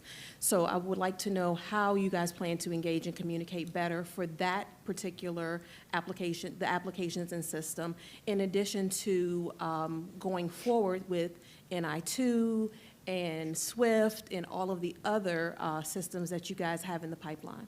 Yeah, so look, in a few ways. Meetings like this, the one we had last week, in these speeches, I'd encourage everybody to check the website, follow us on social media. We're putting out a lot there. We just had this discussion a week ago, right? So the how still needs to be developed. It's been tasked, it's in work. I'm not prepared to answer you right now exactly how all that's going to work. But as I say, I have directed it, we will do it, and we'll get after it. Thank you. Questions? There's one right here. Hello, Jane Dinkle, NISPPAC Industry. In preparation for this meeting, I reviewed the November NISPPAC public meeting notes. And at that time, we were talking about the new or updated SF-328 and its release to industry. It has now been released to industry and is part of the system. And back in November, we commented on that. I realize that the SF-328 doesn't have to be updated unless you have a significant change. You don't have to update it just because it's an updated form. I understand that. However, the current requirement is that when you have a significant impact to the SF-328 information, it must be updated and submitted to DCSA within 30 days. We requested back during the November meeting that because of the significance of the changes to the SF-328, that be extended to 6 months, that industry have 6 months to report those changes through an updated SF-328 submission to DCSA. And you agreed, DCSA agreed, so thank you. However, I've not seen anything been put out to industry to say that that timeline has been extended from 30 days to 6 months. So I'm just curious, now that the SF-328 is here, it's implemented and industry starting to use it, when can we hope to see some communication regarding the timelines being extended to 6 months? Thank you. Yeah, hi, Matt Redding from DCSA. Yeah, I think, Jane, appreciate the question. Now that the 328's out, the work begins. I think we have to kind of re-baseline what the form is, make sure that we have a clear understanding of what implementation and changes are going to be, because as with any new administration, as policy begins to emerge from the comprehensive review, we want to make sure that we have a joined-up approach to what the implementation timelines are. So as with anything with DCSA, we want to partner up with the NISPPAC, get the working group together and talk about the communications and the implementation of that, using the leverage and the power that the working groups have been able to produce. Director Cattler mentioned the balanced scorecard. We have a similar pathway for a couple other forums. The 328 is one of them. So looking forward to that partnering, and certainly the communications products that will flow both through government and industry channels as a result of that work. Thank you. Okay, great, thanks very much. Next, we will hear from Ms. Lisa Perez, the Chief Policy and Collaboration Group, Special Security Directorate, National Counterintelligence and Security Center, Office of the Director of National Intelligence. Lisa. What's happening in the room, so hopefully LaToya is there to move slides along. I'm not LaToya, I'm sorry, I apologize. I apologize. Tessa Ditko. Lisa, you can go ahead. We have your slides. Just say next slide, and we'll move them on for you. Okay, great. If we could go to the first slide of our briefing. So this slide shares some details about congressionally directed actions, or the CDAs. We have in particular directorate here within ODNI. So of the many CDAs we have, several of them are industry related. If you could go to the next slide. We're currently working on 4 of those CDAs, and including those listed on that slide. But for the sake of getting to all the topics, I'll focus on the 2 that were requested by LaToya. So a policy on submittal for access to classified information for key management and oversight positions. This is the overhead policy that LaToya mentioned. So the draft is indeed still with our general counsel, and as we speak right now, they're actually the leads of this effort are meeting with our general counsel as they try to move this policy forward. I was not, unfortunately, able to get a timeline on the next steps, but will request the leads reach out to LaToya to inform her of the timelines, and then maybe she can share that information. Another CDA is that LaToya requested information about is for the policy on sharing of covered insider threat information pertaining to contractor employees.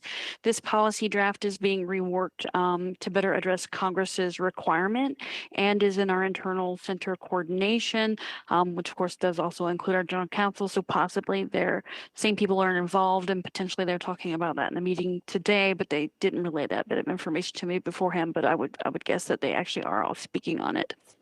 If you can go to the next slide, please. So the Security Executive Agent Directive 4, hopefully that's what you're seeing on your slide. It provides 13 national security adjudicative guidelines, and those are used in the evaluation of an individual's eligibility for access to classified information or to hold a sensitive position. And if you could go to the next slide, please. So based on feedback received in recent years about SEAD 4, we are gearing up to conduct a comprehensive refresh review to ensure the guidelines are effective, that they're efficient, and continue to promote uniformity in adjudications. We're leveraging research, previous case damage assessments, and of course looking at all of the adjudicative concerns. Our research group is establishing some surveys that will begin to sort of feed the sources of information that we'll talk about as we move forward. The timeline, of course, I'm sorry, if you can go to the next slide. So the timeline includes initial scoping, which is completed. So the research and literature review is ongoing right now. And then on to the small interagency working groups that will hopefully begin in the coming months.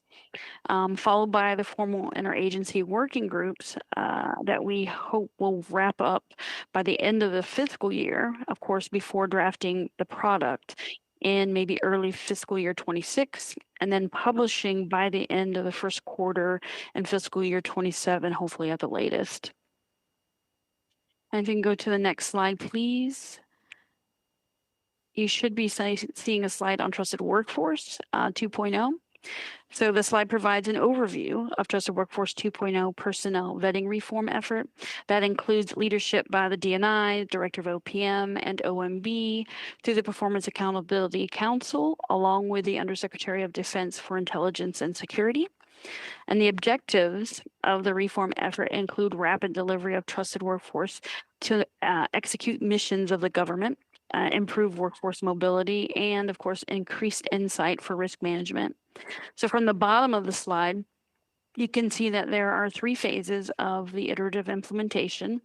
Phases 1 and 2 are completed, and we of course now are in phase 3, which addresses implementing the full Trusted Workforce 2.0 personnel vetting model.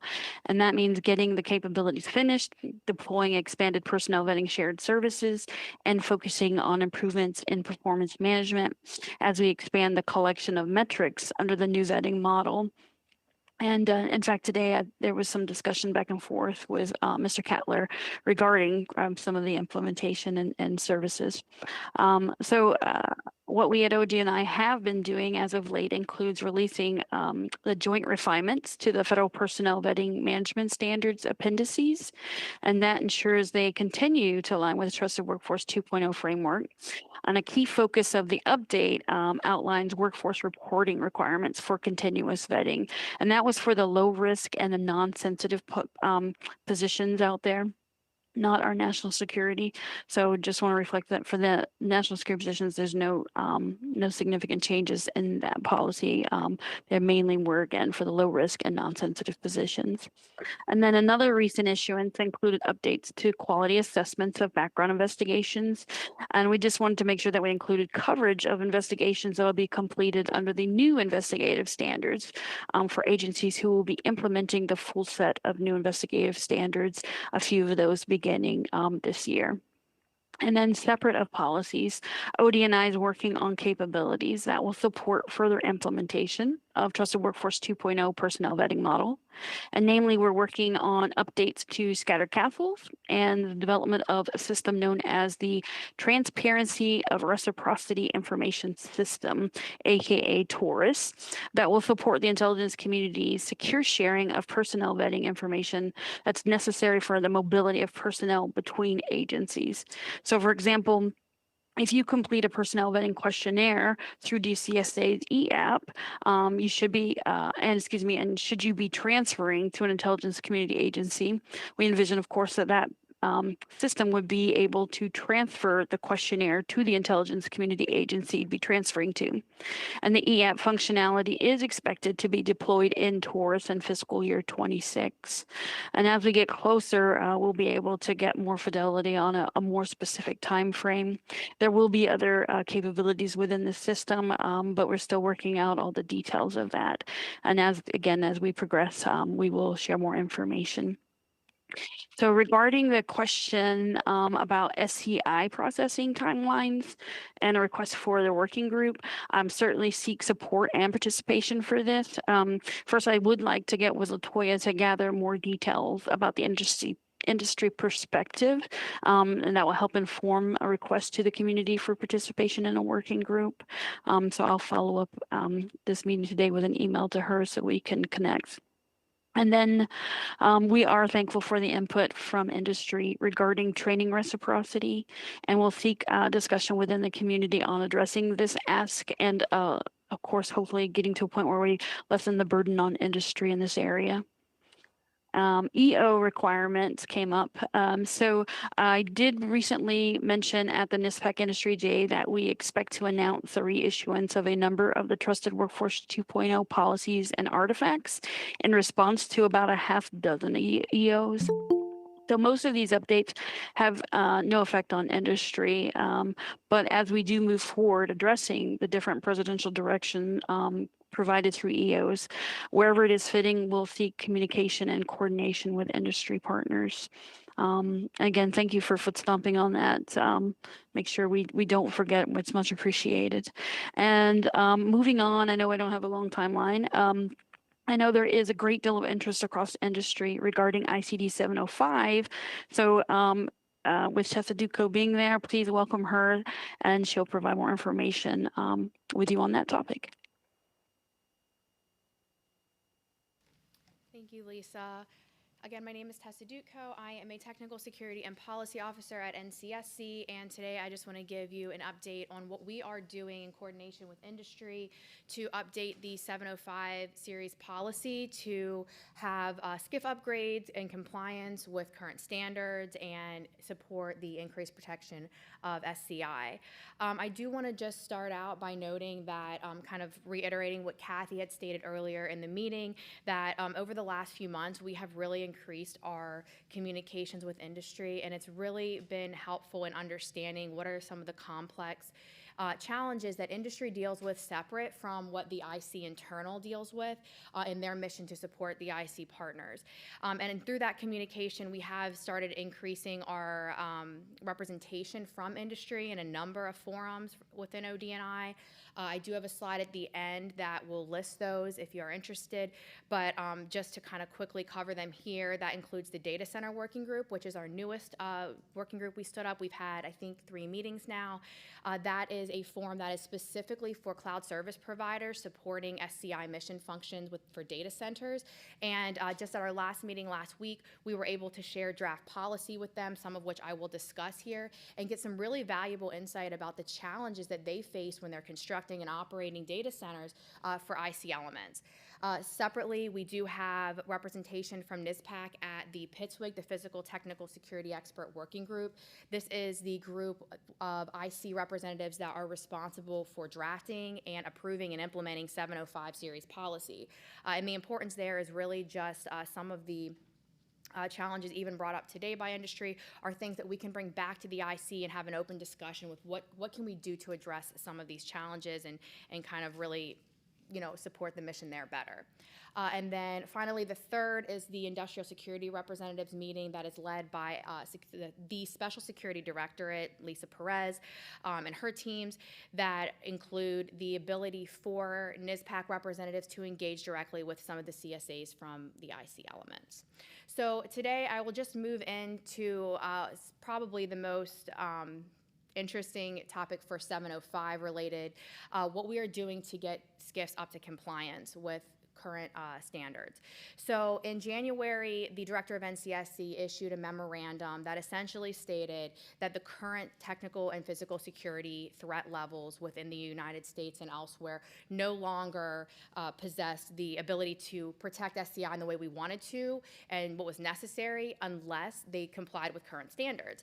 And as many of you may be aware, legacy SCIFs made up 50% or more of the current SCIF footprint across the U.S. and worldwide. That includes DCID 121 and 69. And so what that memo did was it was a three-step approach.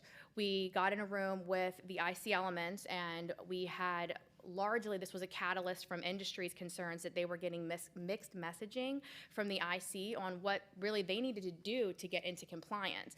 And so to get on the same page and get to a standard process, the IC agreed that we wanted to get the POAMs for any SCIFs that were not currently compliant with 705 completed by the end of 2025, and then to implement those POAMs by the end of 2028.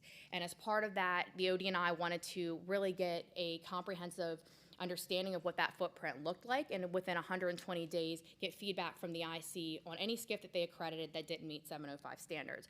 We have completed that data call. We have feedback from all of the elements to include those that are accredited for industry by IC elements, and we are working with them to get the POAMs in place. Moving on to the next slide. As part of that process in upgrading SCIFs, we are pushing an entire upgrade to the 705 series policy. So I'm very quickly going to cover what that looks like right now. The first of those is the ICS 70501, which is the basic implementation guidance for ICD 705 and how you construct, manage, and operate your facilities. And what we are doing right now is we are updating our facility types. We are updating our risk assessment process. Part of this that's very interesting to industry is the risk management approach and the need to do a risk assessment in many cases that is not well outlined for you in that policy. And so as part of that, we are going to be issuing a form that will give an outline that can be used by IC elements, and I think this will be really helpful to industry of what do you look at and what do you actually assess when you're doing a risk assessment process? And that will go much deeper than what is currently there, which is what is the physical risk, what is the technical risk, what is your counterintelligence risk. And then the other thing that we are looking at in 70501 is getting security in depth a little bit more defined in a way that is helpful for reciprocity. So when you have security in depth in your facilities and you say I have 2 layers, maybe that is not accepted by another IC element. And so what we will do is we will have a standard outline for what are the components of accepted security in depth. If whatever you are using as a layer meets these criteria, it is considered a layer. And then moving on to ICS 70503, this is the direct result of an R&D project out of NCSC, where we looked at what were some of the issues with reciprocity and vulnerabilities to the wall types for SCIFs. And so as a result of that, we will be implementing an instrumented testing kind of format for the community. So right now, as you're aware, you are not doing instrumented testing for acoustic standards. Many times it's a can you hear me type of test. This will be replaced by required instrumented testing. This standard is going to be behind for issuance of all the other policies. So all of the policies I'm discussing today are on track to be finished by the end of calendar year 2025. This ICS will probably not be done until roughly the spring of 26, and that is just because we are still getting processes in place for getting your equipment and how you would program that equipment and things like that, which you will get far in advance of any need to comply with that policy. Moving on, 70504, this was already issued about 6 months ago. This just outlines what are the required mitigations if you are going to bring foreign partners into a SCIF that has no foreign information when they are supporting a critical mission set. And most often we get this feedback, especially from our foreign partners in the Pacific, and the need for them to be able to support those critical missions. This policy allows them to do that in a safe manner. Finally, ICS 70505. This is the data center ICS that I referred to that the industry representatives and cloud service providers did get the chance to review in our last data center working group meeting.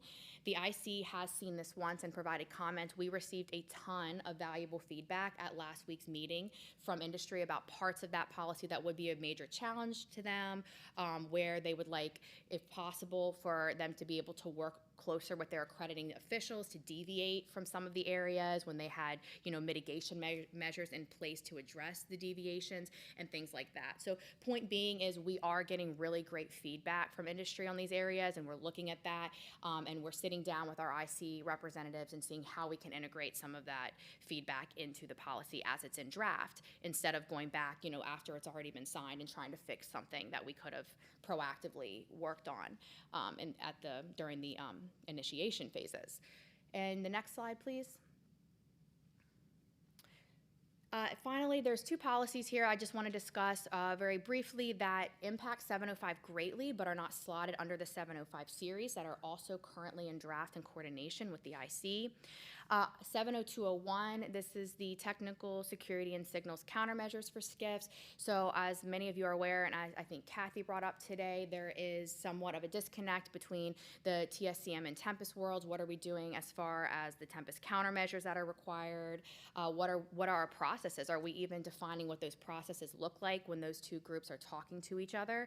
And so this policy does outline and define what are the required steps when you're integrating TSSC. And so I just want to be clear here, TSSC is the integration of 2 separate disciplines under one umbrella. So Tempest and TSCM remain separate disciplines, but there will be conceptual frameworks for how you are looking at TSCM versus Tempest, and how those 2 components must talk to each other when you are determining Tempest countermeasures for facilities, when you are doing TSCMs, and they will be the nexus for replacement of what is currently the procedure guides, which is how you conduct TSCMs. So as that moves along, we will keep industry informed of that, so we can have some of the discussions that Kathy had brought up today about, what is industry's role in how those assessments are done, on, and where can industry play a critical part as we, see staffing concerns and things like that. And then finally, ICS 12401, which is the electronic medical device review process. This looks at a consolidated and standardized framework for IC elements to utilize when they are reviewing medical devices against the threat to their facilities posed by those medical devices. So it's really just, like I said, a standard process where you can vet a medical device for what its capabilities are only, not what type of device it is, what are the capabilities that it possesses that may pose a threat to that SCIF. And then separately, how the IC element is able to assess the SCIF itself for what technologies may pose a risk. And when you compare those two codes, you can see whether or not any technologies in that the device itself possesses may pose a risk to the facility. And what that does is it still allows the authority of the IC element to say, I can accept the risk of this device, or I feel comfortable with having this device given the mitigations that my facility possesses, but it makes everyone look at the device and the facility the same exact way. So from an industrial perspective, if you're supporting multiple IC partners, the hurdle of getting this device separately approved in a long timeline, possibly by different IC elements, should be very consolidated by this process, as you will have one code that can be shared with any IC element to very easily vet against their facility. That is, again, currently in draft, and it has been shared with the community. We are adjudicating comments, and then we will move it forward. Also expect this policy to be completed by the end of the calendar year. And then finally, I don't want to get too in the weeds on the tech spec, because it by itself is in the weeds as a document. But if you want to go to the next slide, I will surf the wave tops really quick on the tech spec. I see Mitch has a question. Am I answering questions? No questions, okay. So the tech spec, we are revising all 14 chapters. Chapter 2 is going to have that updated risk assessment process. It's going to have that updated security and depth criteria I talked about. And we are also working really heavily with the CAP-SAP community to get reciprocally accepted compartmented areas, which is pretty big deal. If you have to deal with compartmented areas, you know that you're going through a multi-step process to get any number of CAPs approved within that area. So what we're doing is we're working with the CAP community to say, what do you feel is acceptable for a CA space? If they possess these qualities, right, if you have met all of these standards, you're not having any waivers, will you accept that as a standard CA without additional mitigations or any other additional requirements for those CAPs? And so we have shared that with the CAP-SAP community, and they are providing comments currently.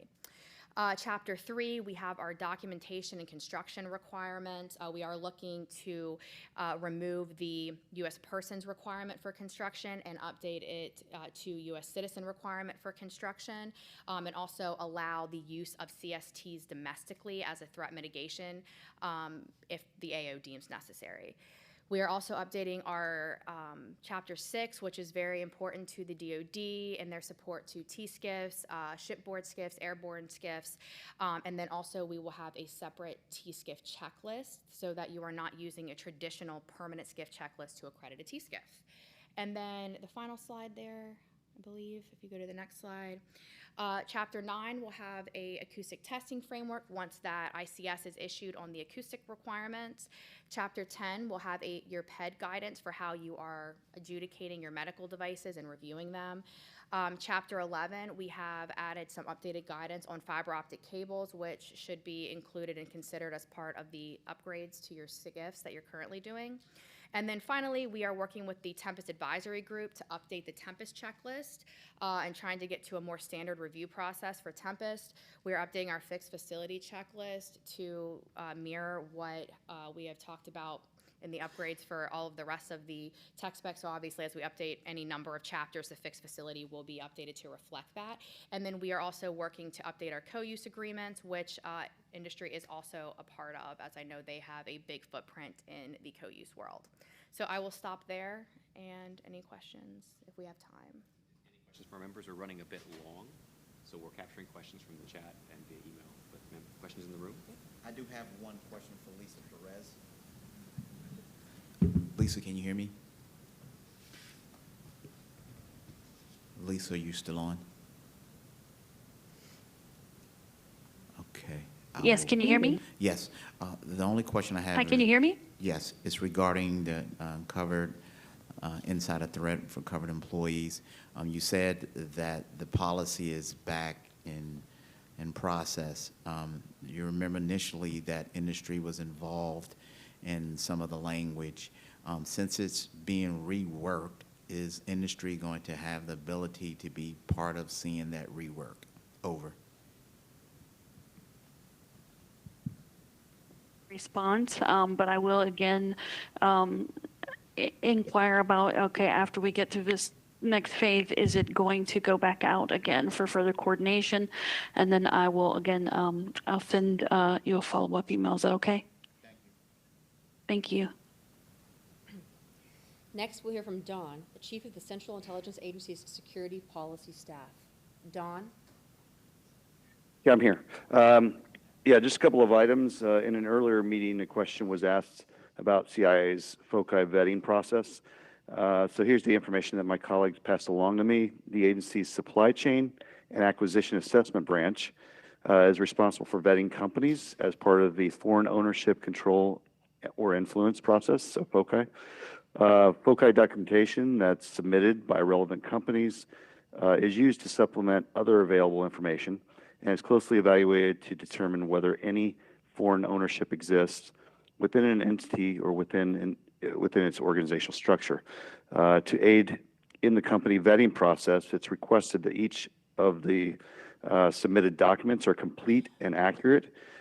This would include having the documents signed and dated, having the key management personnel list, including all key executives, and ensuring that 100% of the company ownership is accounted for. And this can, include providing information relating to any parent entities and including a response for any of the questions that are answered affirmatively on the SF-328 document. On the second item, with regard to the question on the earlier memo that indicated that clearances would be terminated for certain overhead personnel, we can share the following information on the topic. With the new CIA Office of Security record system now automatically interacting with the contracts record system, all clearance actions for individuals must be tied to an active contract. In late February 2025, the technical team completed the termination of some clearances that were not tied to an active contract or previously known as a J contract.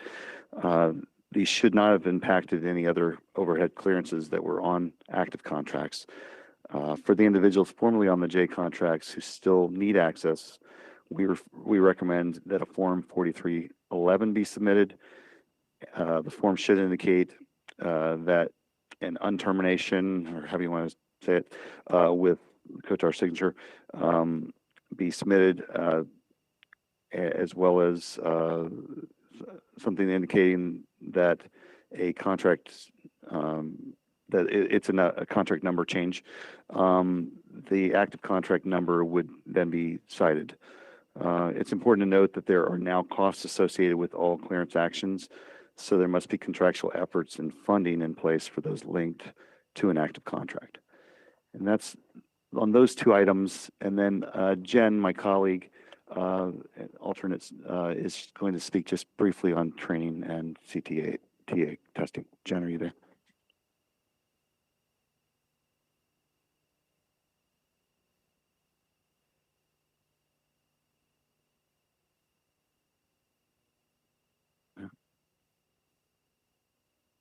Oh, maybe she's not. I can't hear anything. I don't know if you all can. No, we cannot. Okay. No. Just remember they have to hit *6, maybe. Yeah. Hi, can you hear me? Yes. Yes.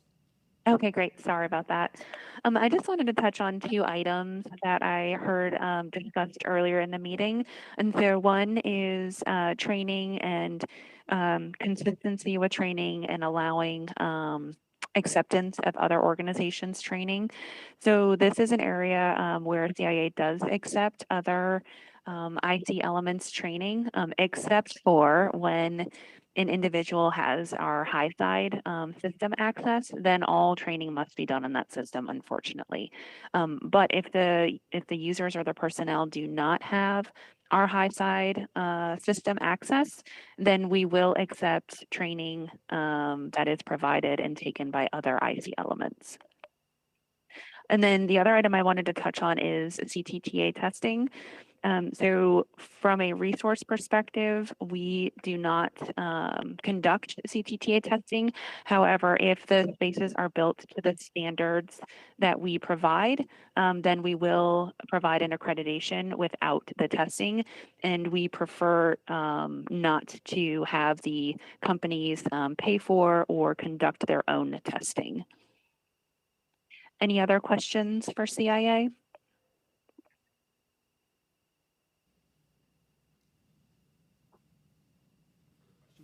All right.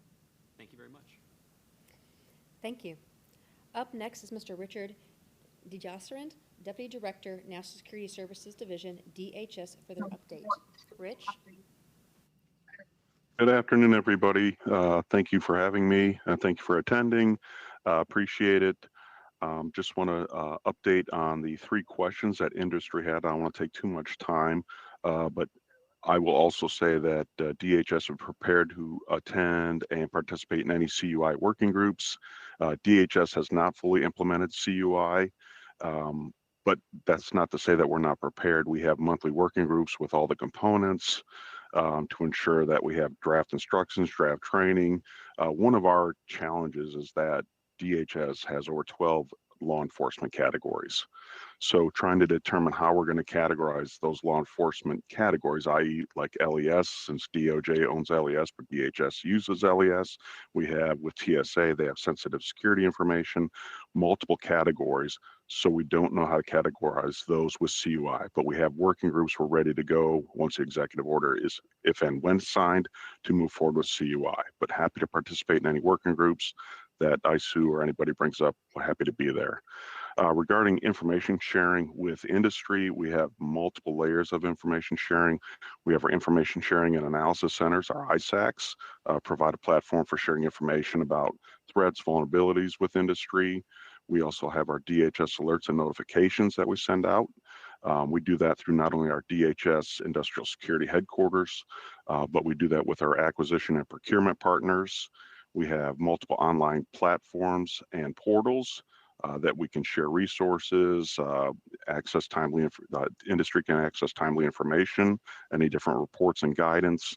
And in addition, about 2 years ago, we started with Latoya, our DHS industry focus groups, where we've met with industry partners, we go over protocols, different initiatives that we're working. We are also open to, we invited Latoya, and Latoya, my mind's going blank, I can't remember who came with you, to come over and actually meet with our Chief Security Officer of DHS. Happy to do that. And the last question was the reciprocity of training. Same thing. DHS accepts 99% of all of our IC partners training. It's very rare that we don't accept a training. To this date, I've been doing this job for 4 years now. I've not seen where we have not accepted someone's training. But with that, that's all I have, unless there's any questions for me.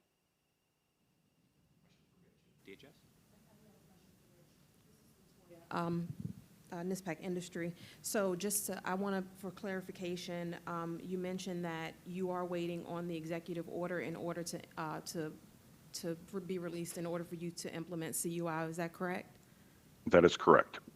And the second one is a comment. I will absolutely take you up on that offer to meet with the CSO, because one of the questions or one of the concerns that I have is, even when the executive order drops, how are you guys planning to implement if you're struggling with the 12 category, the law enforcement categories today?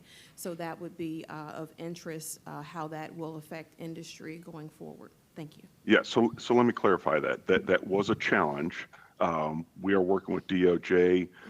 So I think where we're going with law enforcement sensitive information as LES is we may have it as a DLES, a category, Department of Homeland Security law enforcement sensitive.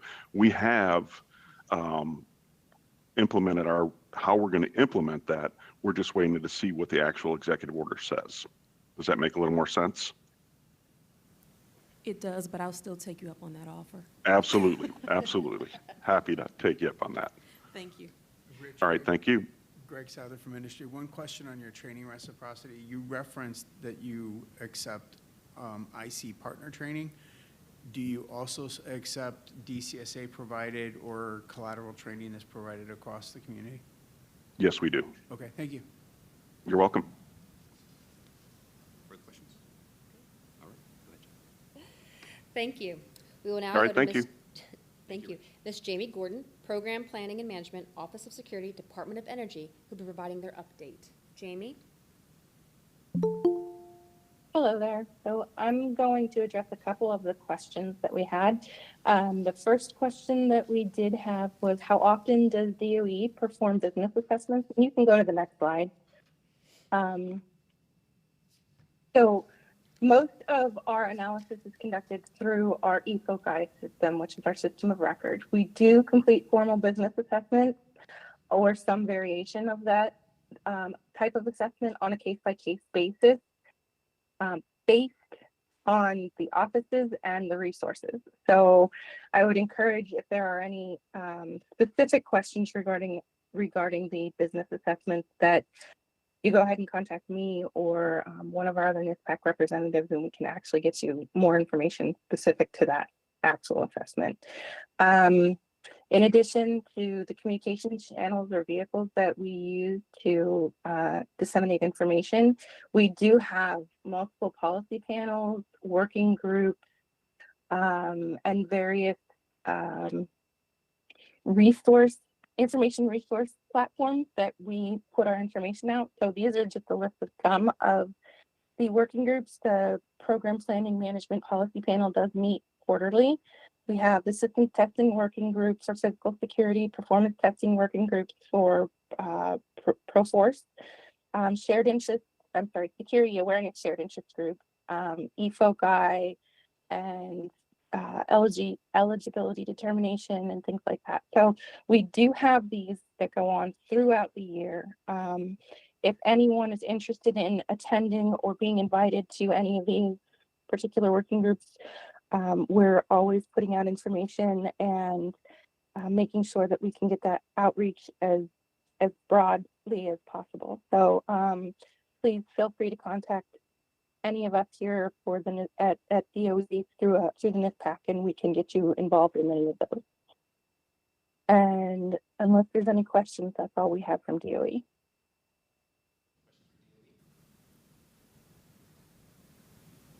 All right, thank you very much. Thank you, Jamie. Up next is Mr. Chris Heilig, Chief of the Personal Security Branch with the Nuclear Regulatory Commission, for their update. Chris? Hi, good morning. Thank you very much. So my colleagues here at the NRC did not provide any information for me to pass on to you. So we don't really have any reports or updates, but I'm happy to answer any questions if anyone has any. Chris, that is a remarkable exercise of self-restraint and candor. Thank you for that. If there are any questions for the NRC, we'll take them. Otherwise, Chris, you're the only thing standing between this very diligent group and their midday break. Any questions for Chris? All right, thank you very much for joining us. Appreciate it. It's 12:12. We will reconvene at 12:22 to pick up the next portion of the meeting. Thank you so much. Thank you, everyone.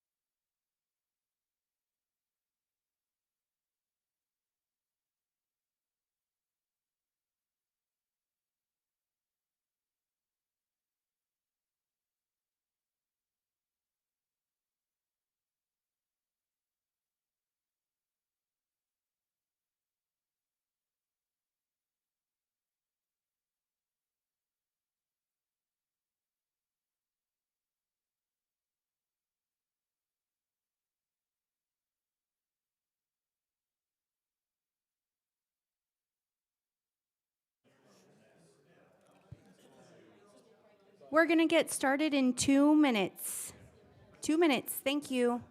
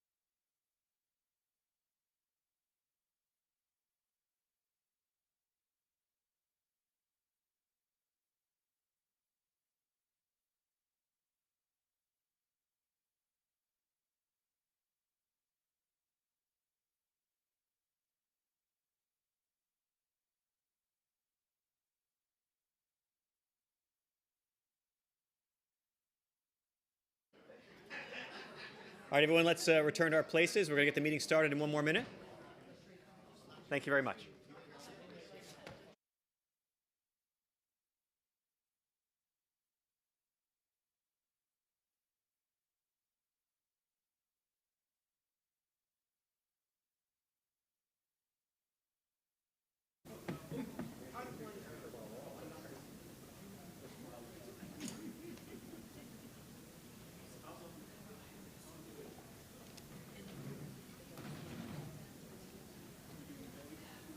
I think I'm missing my tape.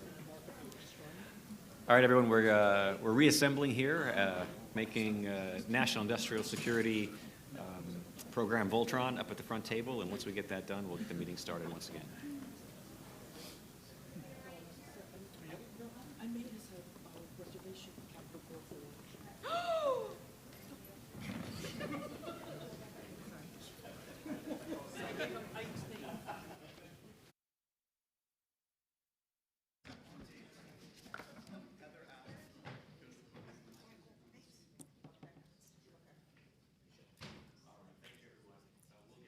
Back. Thank you. We are now moving into the portion of the meeting where we normally get reports from the NISPPAC working groups. You've already heard from industry, some of the CSAs and CSOs on the high-level point of what was discussed during the Physical Security Working Group, which took place on January 22nd, and Clearance Working Group on March 5th. We will also hear from DOE and NRC for their security clearance metrics, along with DCSA for their information systems and personnel security metrics.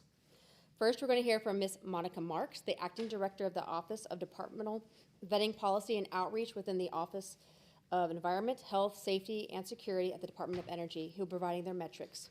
Monica? Thank you, and good afternoon, everyone. The metrics I'll share on the following slides are provided by the Defense Counterintelligence and Security Agency. Next slide, please. Overall, DOE continues to meet the IRPA goal over the last 2 quarters with an average of 20 days for adjudications.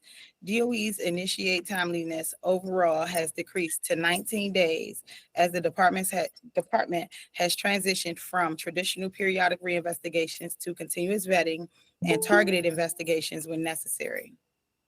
The cause of the increase in initiation time was due to technical limitations to capture an updated SF-86 and continue to clearance without requesting an investigation where, excuse me, the feature was not available until late fiscal year 25 quarter one. Now that the settings have been updated, the department can now obtain necessary information and release the cases properly. Next slide, please.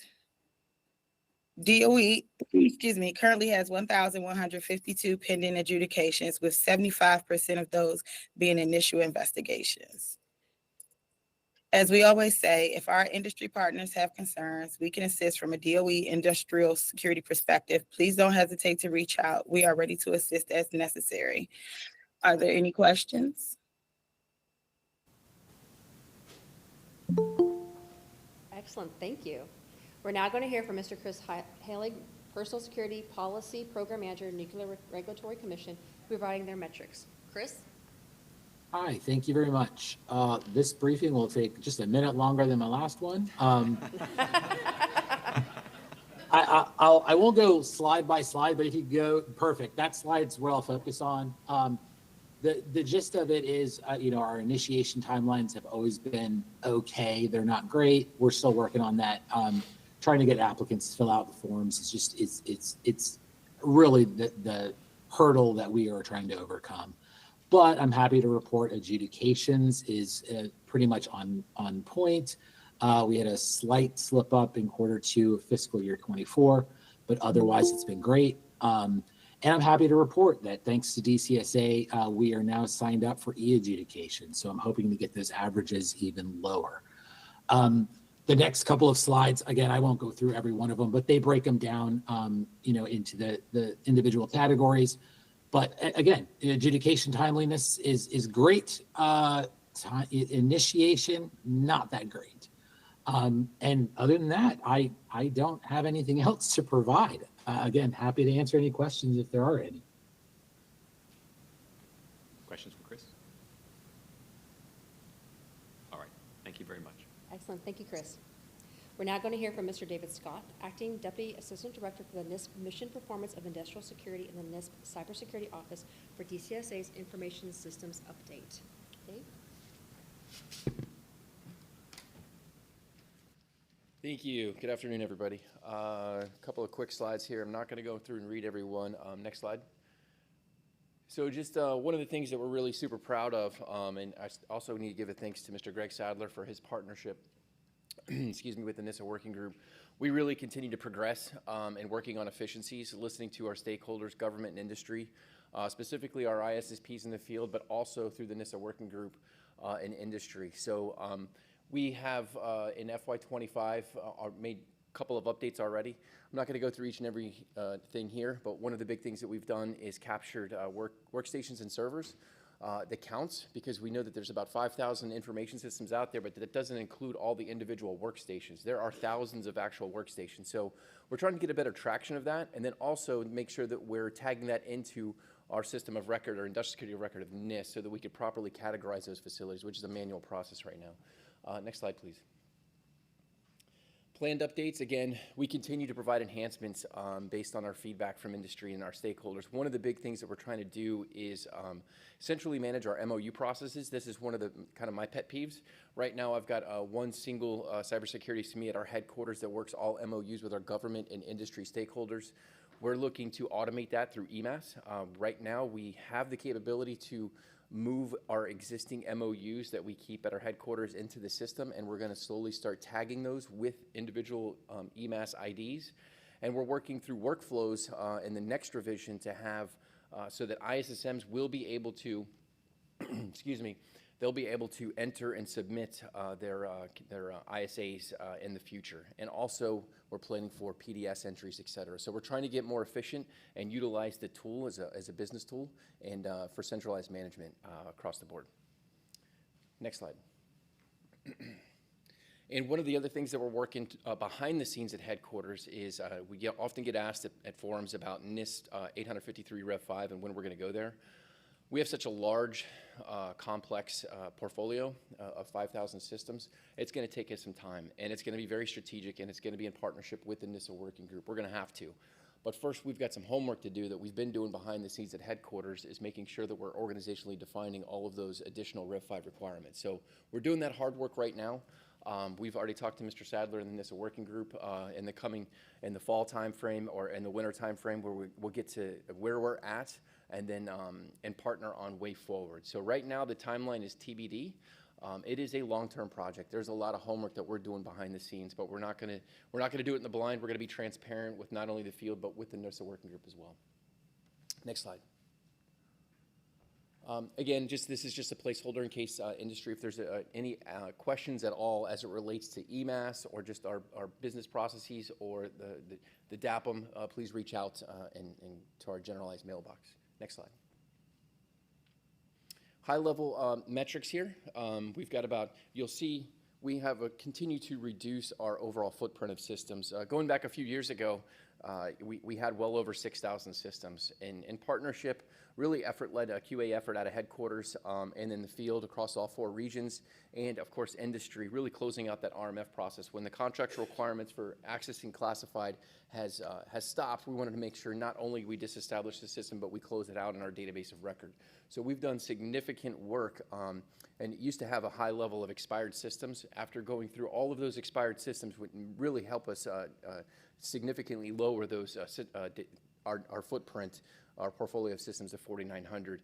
Additionally, some of the capabilities in partnership, again, with the NISA working group and some of the systems that we have out there, enterprise-wide area networks, we're able to come up with procedures for co-utilizing systems for different programs, ensuring isolation is appropriate, and we provided guidance. Those have also contributed to the reduction in systems. And then some of the cloud, as Mr. Spinnaker talked earlier, we really think as we move forward into additional cloud environments for industry, there may be a further reduction of that portfolio. And let's see, the bottom left-hand corner is the one thing that I'll highlight here. As we talked about earlier, we're now able to track our timelines. DCSA is charged, I'm tasked with providing assessment and authorization decisions within 90 days. We're right now at, it looks like 80 days, 80 plus days but that includes industry time. So industry time, we're still within the goal of 90 days, but DCSA, what I'm being held to is right around that 62 day time frame. We're monitoring that. I know that Mr. Sadler talked about earlier about executive orders, and we have had a couple of losses in the ISSP workforce, but we have tools in our toolbox to manage that, and we're monitoring that weekly. Also, we have a CORA program, and a lot of them are former ISSPs and IS reps. We are picking up the slack. The CORA team, led by Mr. Vaughn, has done an outstanding job partnering with our regional AOs and really offsetting where they need assistance. So you'll see them at security reviews, also picking up packages where we need fit. So we're doing the best we can. We're really grinding out there, and they're doing a great job. Speaking of CORAs, we are on track for 45 CORAs this year. We don't see any interruptions there, and we're planning for 60 next year. I also want to foot stomp that the schedules are posted pretty much a year and out. If you need assistance with finding that schedule, if you think you're going to be on, want to see if you're on there, I highly look at now, trying to find that out now. And then additionally, we're really seeing success when industry reaches out early and often with as it relates to the CORA, because the test is given out by the cyber leads. So please reach out early and often. Where we see where we're having some hiccups or some really bad scores, it's when industry is not reaching out or getting clarity to those requirements. So early and often. Next slide, please. The DAPM, well, it's going to be the DAG, DCSA Assessment and Authorization Guide. We're in the process of setting a CADMS tasker out here in the coming weeks to start that formal coordination process. We've, again, kudos to the NISA working group, to Mr. Sadler, and actually all the industry representatives. We had a lot of good feedback, and we incorporated all those comments within the past year. And now we're looking to press forward with a formal coordination with DoD representation. And we're really hoping to get that out as soon as possible, because that document gets us out to updated all the CNSS guidance and policy that's been put out in the last couple of years. Next slide. Okay, that's all I have. Thank you. On the DAG, I mean, is there another group within this audience that can help either prioritize that or push that forward so that it does get released? It's been 2 years after industry's review, things of that nature. We know it's not in your direct lap to push that over the finish line, but how can we help elevate that to get it moving? I'm being selfish from a NISA work. Forums like this. Yes. So I'm happy to jump on that landmine. So yeah, so look, you already gave me good comments earlier. So. That's right. So when issued, and testament to DCSA, right, to cover down on those 5,000 or so systems, right? That's great. That's about half the industry equation. And so what we directed from my office was, to level the bubble for those other 5,000 or so systems out there that are under DoD cognizance, but not under DCSA cognizance, so that for the guide, and it doesn't have the acronym doesn't roll off the tongue like DAG, but nonetheless there is guidance out there, all tied to the same 853, all with similar but not entirely the same words. And so what we want to do here is to invite and direct coordination by those other authorizers, so that one, to level the field for what DCSA does, but then to incentivize future conversation for why are they different, because the end result is moderate, or words to that effect, right? And so the pathway shouldn't be all that together different, because interoperability is a thing. So we're going to move that pretty fast. So when DCSA puts it in, we will use what we call the Defense Security Enterprise to put some expedience to that. I don't think we'll ask for a lot of coordination. Most of the services, the first thing they do whenever they get a coordination requirement like this is they ask for an extension. We will politely decline. And I'm confident that we'll be able to report this in the done category before this body meets again, and maybe cut that time frame in half. So we'll put ourselves on the clock for sort of an end of July update, and we'll take it from there. Thank you, sir. Yeah, other questions? All right, thank you, Mr. Scott.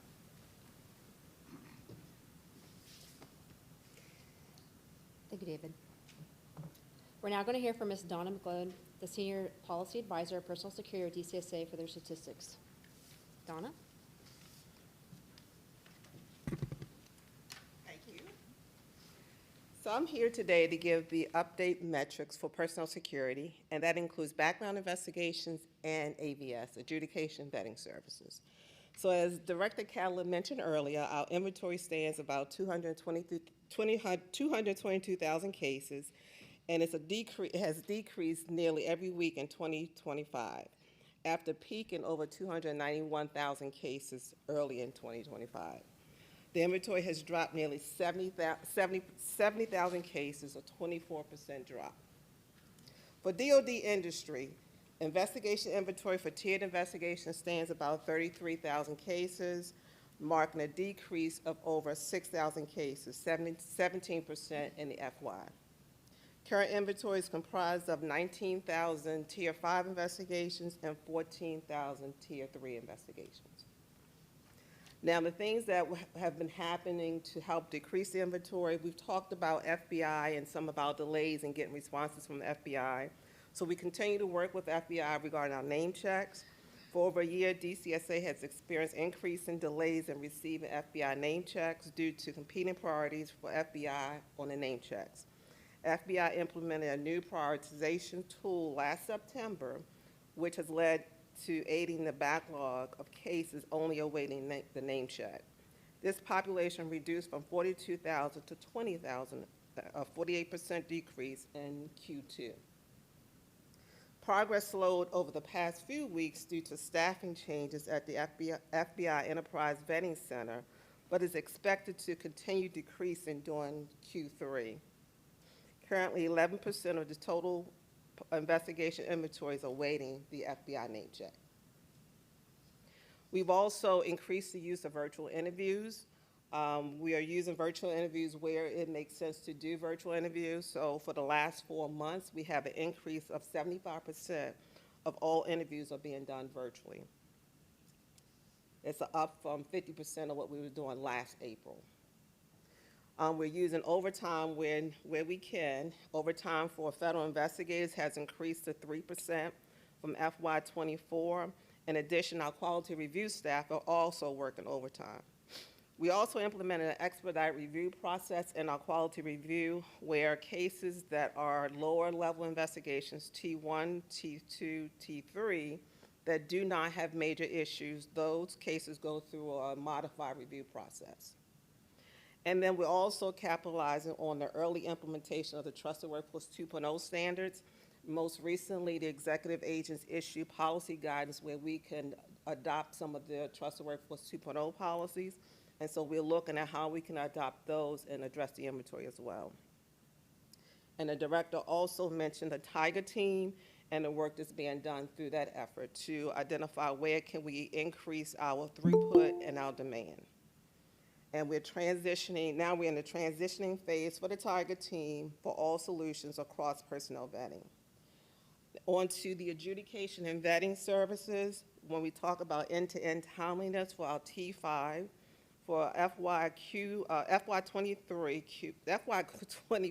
Q3, 19 days initiation time, 215 days investigation time, and 9 days adjudication will give us a total of 243 days end-to-end time. That's on the slide. And for our T3 initials through April, 18 days initiation, 73 days investigation, and 47 days adjudication, which gives us a total of 138 total end-to-end time. Investigation timeliness are expected to decrease as the inventory reduction efforts continue, but please keep in mind, as we continue to close those older cases, the overall timeliness will increase. So the inventory is coming down, but we're addressing some of the older cases. 90% of all initial investigations had an interim determination made on an average of 7 to 10 days. Adjudication inventory T5 is at 1,300 cases, and T3 is at 2,300.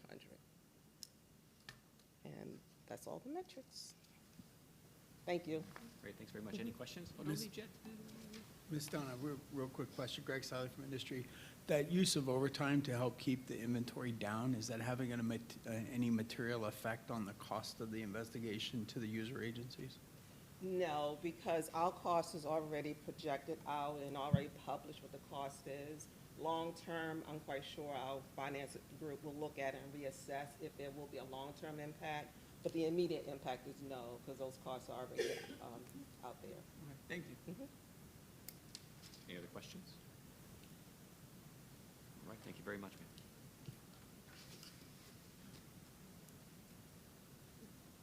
Thank you, Donna.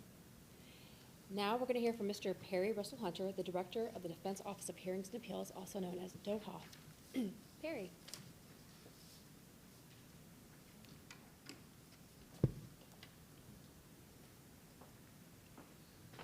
So, 5 things I did last week. That exercise, especially the way we did it in DOD with each employee copying their supervisor when they submitted that, was a real exercise in remembering the diligence and care and hard work that goes into each one of these personnel security cases. The Secretary of Defense recently talked at a meeting with some Special Forces folks about the importance of humans as well as hardware. Well, we do the human part at DOHA. DOHA is the federal government's independent agency for reviewing, providing administrative due process, fair and independent hearings, and fair and independent appeals. By doing so, we ensure consistency across industry because we handle not only the DoD contractors, but also the contractors for 32 other federal departments and agencies. I want to echo something that David Cattler said earlier, which is that while we each have distinct functions, we don't do any of this alone.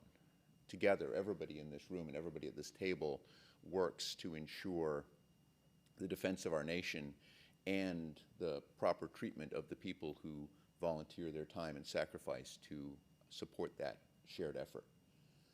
As I look around this table, I see Charlie Sowell, who was involved in the last time we updated Seed 4. And what I was very pleased to see from the briefing from ODNI was that they're following a process that we proved worked in creating a strong and durable set of adjudicative guidelines. Now, that was a number of years after the 1995 executive order that required common adjudicative guidelines. We did finally get it done in 2017. And so we're ready to do that again, and I volunteered Doha to help as we did last time. Also looking around this table, I see somebody who helped me make a good and complete record for the government in several security clearance cases back about 30 years ago. I'm not going to say her name, but I realize that this is a reminder of how much our efforts are shared. So with that said, the good news from Doha is that we are now doing more than 85% of our hearings virtually using Teams. Like Donna and DCSA, we've managed to leverage that technology to get cases done faster, which means that we're getting to hearings faster.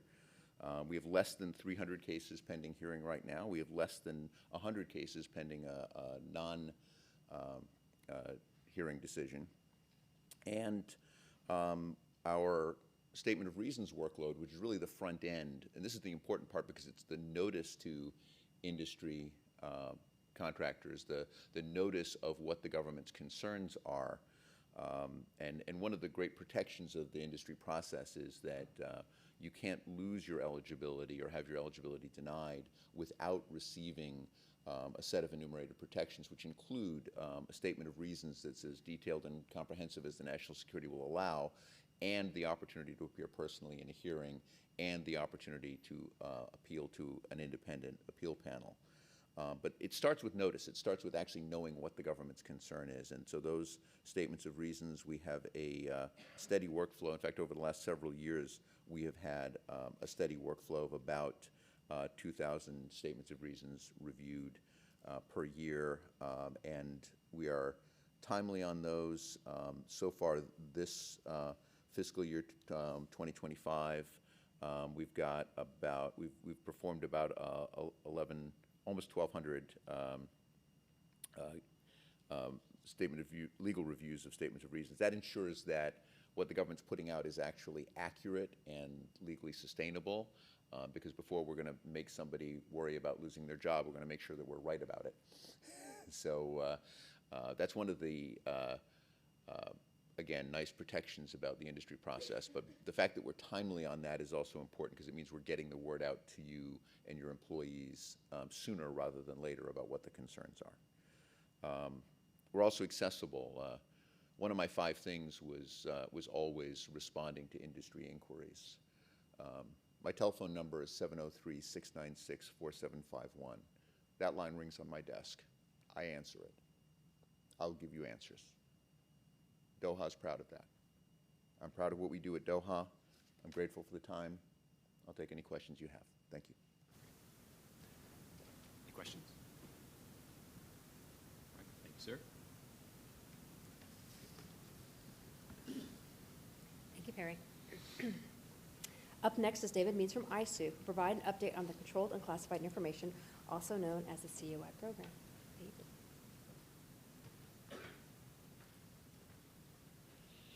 All right, good afternoon. I'm David Means. I'm the lead for ISOO CUI program. And at this point, I no longer need an introduction. I think CUI has been mentioned. I've been keeping tally in my green book. I think we're at 15 times now so far today. So need no introduction. One thing I will say before I get started, I do want to say thank you to the NISPPAC for inviting me here to the table. It's everybody's favorite topic. I do appreciate the opportunity to come and speak on this very briefly and look forward to future engagement. Next slide, please. All right, real quick on policy. Jen actually addressed this earlier, spoke on kind of where we are in terms of policy updates. So I won't deal with that. The only other thing on here, NIS 800-171, I'm also going to leave that alone. We've got our cyber lead in the back here, Larry. He tries to keep me straight on all things that plug into the wall, but I'm a retired Marine, So I'll be honest, that's still a challenge area for me. So I'm gonna leave that alone as well. We can go ahead and breeze past that. Next slide, please. All right, contracts. I'm not gonna belabor this. What I will say is this, is looking at the data and kind of the communication that we've received from industry, I just wanted to put this slide up here to put out there that in your contract, these are the areas that should be addressed. I get questions a lot coming to the CUI box about how do I handle this? I'm an agency A. What do I do with this information? Same with challenges. I've got information. I think it should be CUI, or maybe it's not. What I will say is this, ISU remains here. We are a resource to help you. But I want to encourage you to please go back and take a look at the contract. This is information that the government at that agency will provide to you. I'm not in a position to give an answer on your particular contract, okay? So please, if this information is not there, please go back to the government to request this information and go from there. Next slide, please. All right, and speaking of which, last but no means least, to kind of just piggyback on what I just said, the program structure.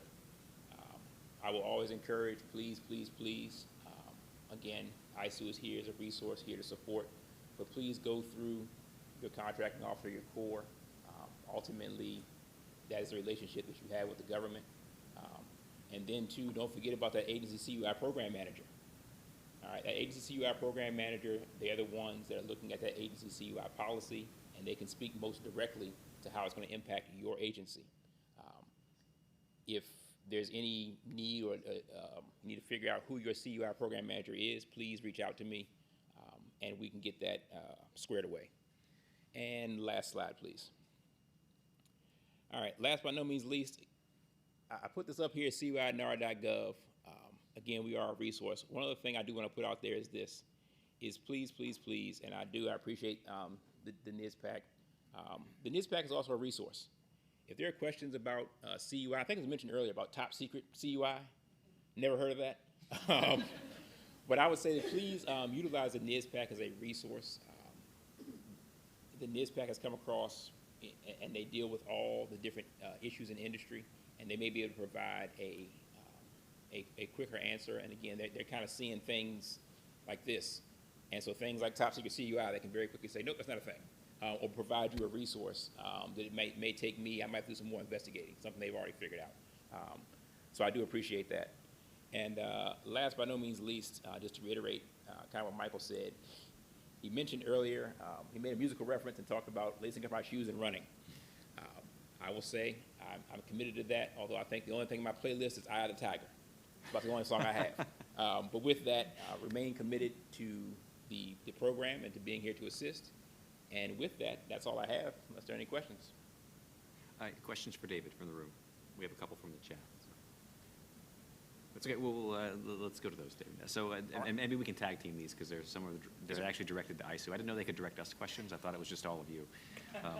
I got to check the bylaws. So we had a question earlier in the day about the need to modernize EO 12829, which we've talked about in various aspects.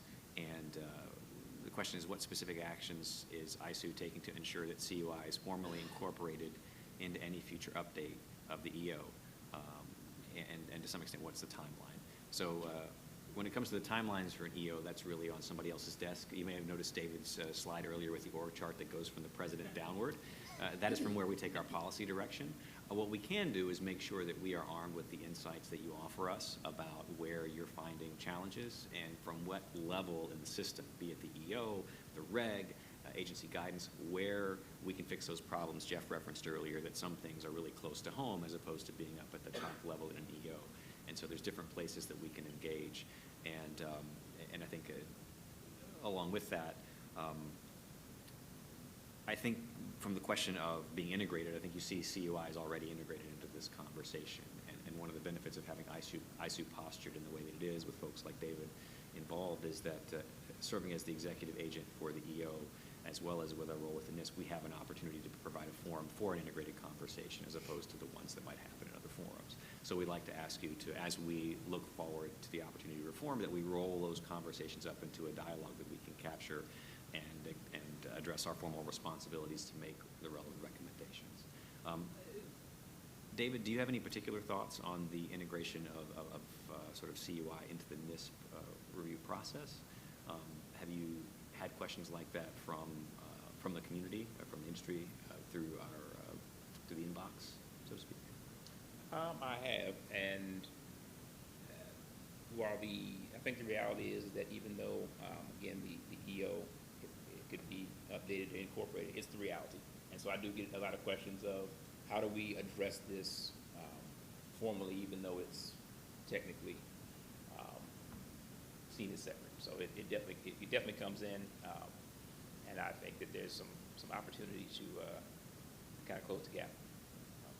That's great.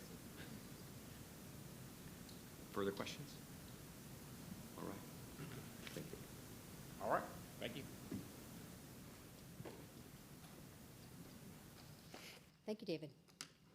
We're now going to hear from Stacy Buschanick, the Director of the Information Acquisition Protection Directorate for the Office of the Undersecretary of Defense for Intelligence and Security, who will give us an update on the Cybersecurity Maturity Model Certification, otherwise known as CMMC. Stacy. And I do recognize I'm standing between you guys and the door, so I'll try to make sure I'm quick here.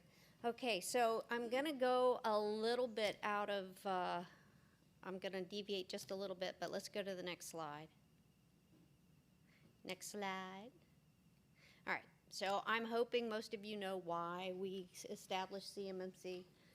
You know, back in the day, we did an IG investigation, Navy Cyber Readiness Review, and found that companies that were supposed to be compliant had basically kind of said, waved their hand, said they were compliant, and they really weren't. We had DCMA go out and do some assessments.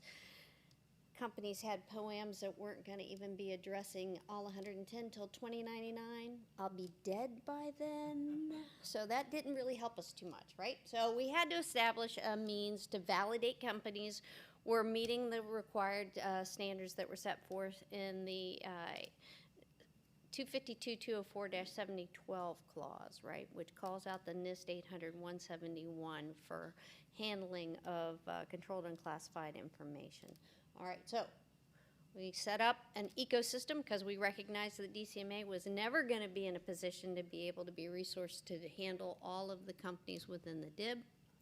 And so we stood up an independent third-party ecosystem that has third-party assessors out in industry with the cyber accreditation body today doing all of the accreditation with regard to the ISO standards. So we tried to build in integrity into the process. We have a code of standard of conduct that the assessors must meet, and we have requirements for them as well. They must attain a Tier 3 suitability determination because it's viewed as a position of public trust, and I have to thank Mr. Spinninger for helping me with that. We did have a few arguments where I finally said, I'm just going to go with a commercial background if y'all don't help me, and so he stepped in and helped us get that set up.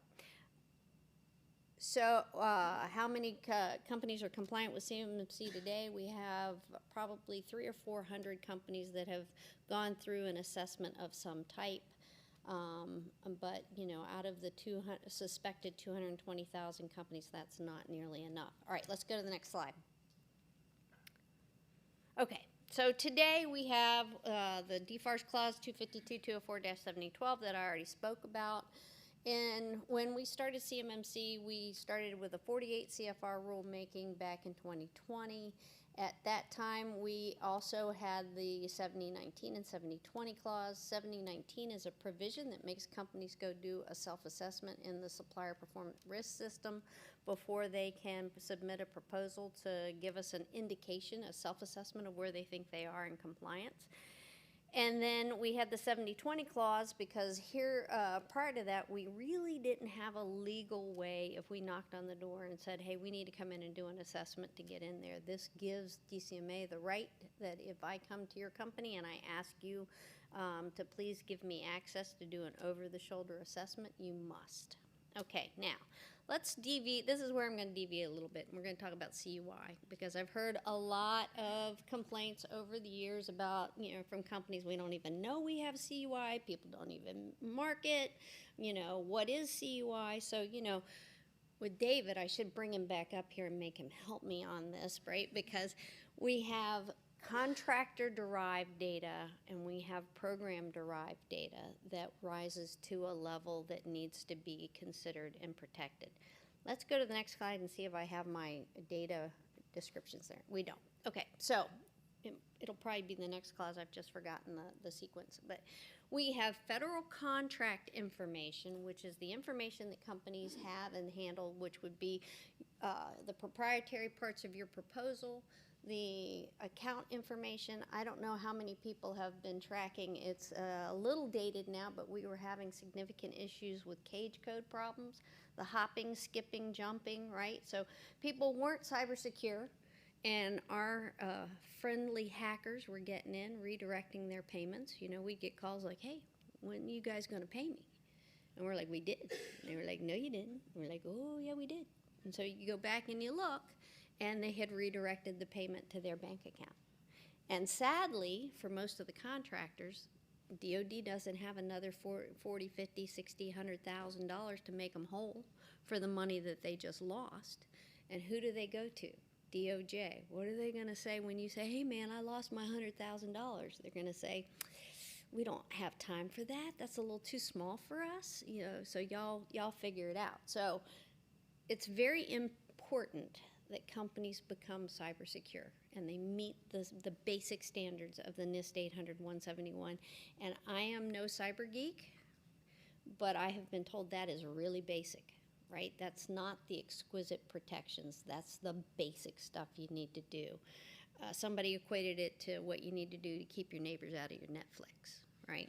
So right today, we have the DFARS Clause 252-204-7021 that is going through the rulemaking process. In December of 2024, we issued the 32 CFR rule, and I don't know how familiar you guys are with our sordid past. We started with the 48 rule. The Biden administration came in and said, hey, we want to revalidate this program, make sure it's doing what it's supposed to do. And so we took a pause, and they came back and went, we forgot to tell you, you need to do a 32 rulemaking along with that 48. So my team turned to, and we published that 32 CFR, which is the programmatic rule, which explains the program down to the nitnoid. Because I know all of you have already read my 400-page rule, right? You guys have it memorized, right? On page 60, right? So anyway, right, so the 48 CFR will follow the 32, and it has gone through public comment. Last I heard, it was finishing its formatting with the DAR Council, and will hopefully be returned to OMB-OIRA to finish the second half of the rulemaking process. Now, we also have all heard today about some of the exquisite EOs that have been out there, and a lot of them have thought to have implications. If you look at LinkedIn, there are people that are screaming, CMMC's dead. It's not. Sorry, but it's going to prevail. It started under the first Trump administration, and it will stay. And we've had a couple of meetings with OMB-OIRA. We have another one tomorrow, and they have indicated they think we meet the exemption rules. So don't write that down because he may change his mind tomorrow. But yes, when we went last time, he said he thought we meant the exemptions. Okay, so I'm not going to read you this slide. You understand what this means. Can you go to the next slide? All right, so CUI, right? What is CUI and what are the levels? CMMC brings a level of specificity to CUI, and we have, if you haven't gone out and looked on our CIO website, a leveling memo. Now, what we have said is for federal contract information, which was what I described before, is your cage code, that kind of stuff, you have to meet the 15 requirements that are in the 52-204-21 clause, which actually somebody said might get killed in the 10-for-1 thing, but it's incorporated in the NIST 800-171, so it will live in infamy. in the NIST standard. So that is what you do for that FCI. Then CMMC level 2 is for basic CUI, and we bifurcated it in the rule, meaning that if a company handles controlled unclassified information that may not be of particular interest to DoD, and I characterize it as, I think you guys have one category that's historical archaeological data, right? So that might not be something that we would be particularly concerned about making sure it had a third-party assessment against it. So that a company would be allowed to continue to do a self-assessment, but it will be under the rules of the CMMC program, meaning you have to close your POAMs within 180 days, and you have to do your annual affirmations that you are compliant. So what would happen if you did an annual affirmation and you were doing the wink, wink, nod, nod, yeah, yep, I'm in compliance, right? If we realized that, you could be liable under the False Claims Act. And DOJ has ramped up their compliance with that fine regulation, and they have been pursuing that, right? Now, CMMC level 2, if you look at that leveling memo that we put out there, that's CUI that is on the DOD's CUI list of the CUI that we're concerned with. And then level 3, which will equate to the NIST 800-172 requirement, and we've chosen a baseline of 24 requirements out of that for contractors to have to meet to be awarded a contract at level 3. That is what we would consider our critical programs and technology. Now, R&E is helping me out because they've changed what they call contractor-derived information. I think it's contract program information. So some of the definitions are going to change. And I know you guys are familiar with the fact that NIST has already issued Rev 3 to the NIST 800-171. So it's job security for my rulemaking team because OMBO IRA did require us to tie ourselves to a revision in the basic program rule. So now we're going to have to do a rulemaking effort to inculcate Rev 3. And guess what? They're working on Rev 3 for the 172.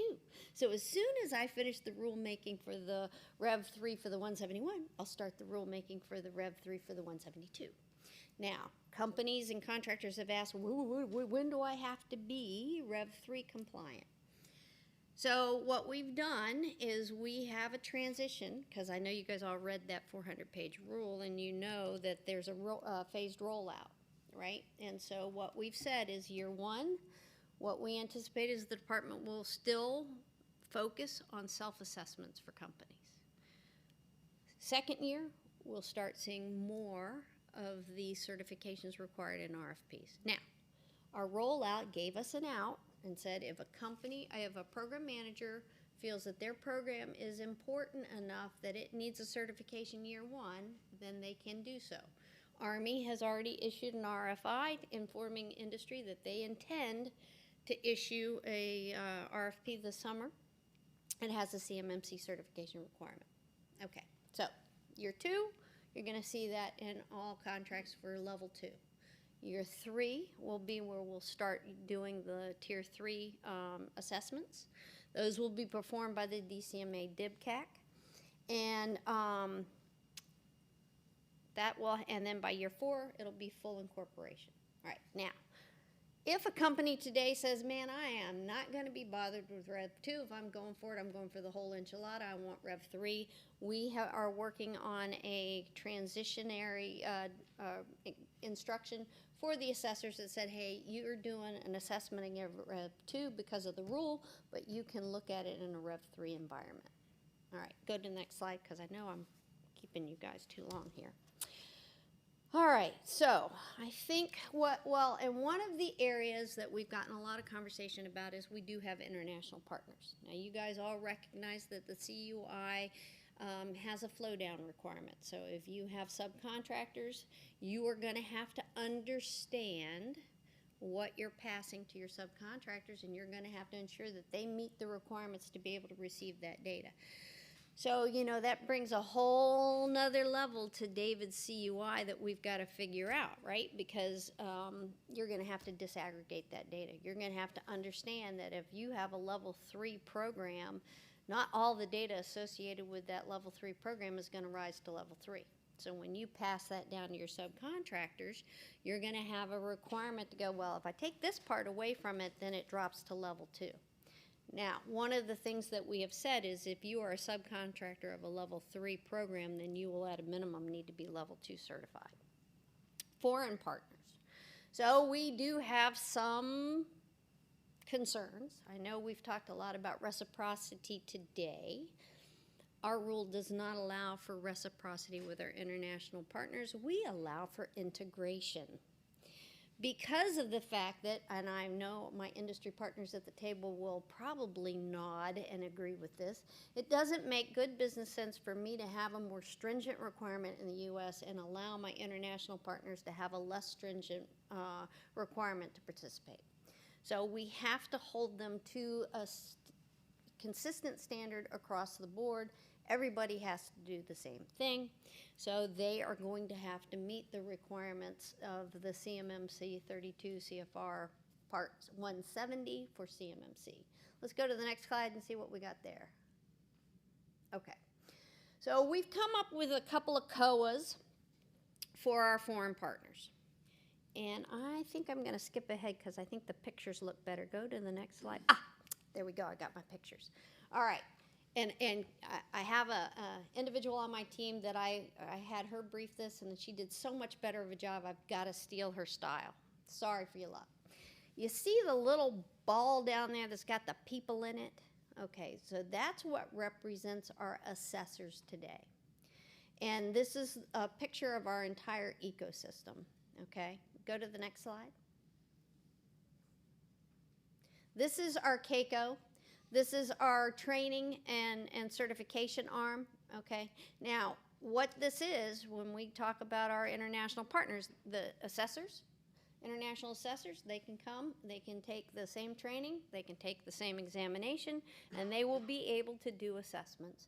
They will also have to have an equivalent Tier 3 suitability determination in their country that we have a reciprocity with, or, and I don't know if any of the people from DSCSA have heard yet, but you guys will also help us do a Tier 3 suitability determination for them if they don't have one in their country, okay? Next slide. Okay, so our first opportunity, our first course of action for our international partners is some countries did not want U.S. or foreign nationals to be able to do assessments in their country. They had a sovereignty concern. So let's just say maybe the UK had a sovereignty concern. So what they could do is they can have their nationals be trained and work under a U.S. C3 PAO. And then when a company in the UK says, hey, I need an assessment, they'll be able to go out to the CyberAB website, find those individuals that are UK nationals, pick them to go do that assessment, and allow them access to those companies. Easy button for our international partners. This is what we are trying to foot stomp with them to move forward because it's the fastest way they can get there. Now, the one thing I think with this is we do use and have an instantiation of EMAS for CMMC where all of the assessment documentation will be held. They will pass that assessment from their country through the PMO to be uploaded into that database. Okay, next slide. Okay. Course of action 2. So if they don't want to have their people working for a U.S. C3 PAO, they can establish their own C3 PAO. They will have to work underneath our CyberAB because we in the program office have acknowledged the U.S. CyberAB as our single point of contact for the accreditation. They will have to follow the accreditation process under that CyberAB and become accredited. Again, they will use the nationals from that country to do that assessment, and the assessment data will be passed through the PMO. And I was incorrect. In the first one, the C3PAO, if they're under a US C3PAO, they'll be able to put the information in EMAS. Go to the next one. Okay, and the third one, which is the most painful process, is they can also establish their own accreditation body. And then they would have to have an MRA or an MLA with our cyber AB. They would have to make an agreement for them to be able to work with them and partner with them to be able to process and do the accreditation of the C3PAOs in their country. All right, next slide. And there we have it. Okay, I think I have explained it well enough, but I am open to questions.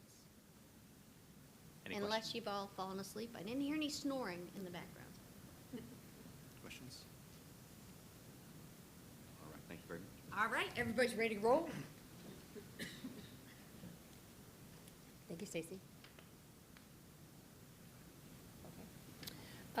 Before we move on to new business, Matt Roach from USAA said he has a quick update. Yes. In reference to the Standard Form 328, reporting on foreign ownership, control, or influence, there is an information paper that's circulating that covers material change and how those are defined and what meets that standard. So I just wanted to make sure that that made it out, and if anyone is in need of that, or if it hasn't been circulated, please contact myself or Mr. Ike Rivers. And lastly, my compliments to Jennifer and her tenure here. Well done, and thank you so much. Thank you. Thank you.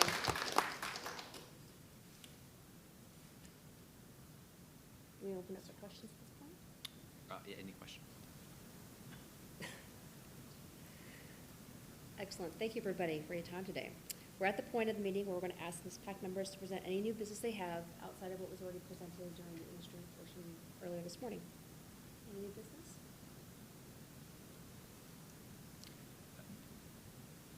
Hearing no new business. Okay, excellent. As a reminder, all NISPPAC meeting announcements are posted on the Federal Register approximately 30 days prior to the meeting, along with being posted on the ISOO blog. And at this time, I'd like to hand things over to Michael for closing remarks. Thanks. I'll give them here from the table, since we're bringing this meeting to adjournment.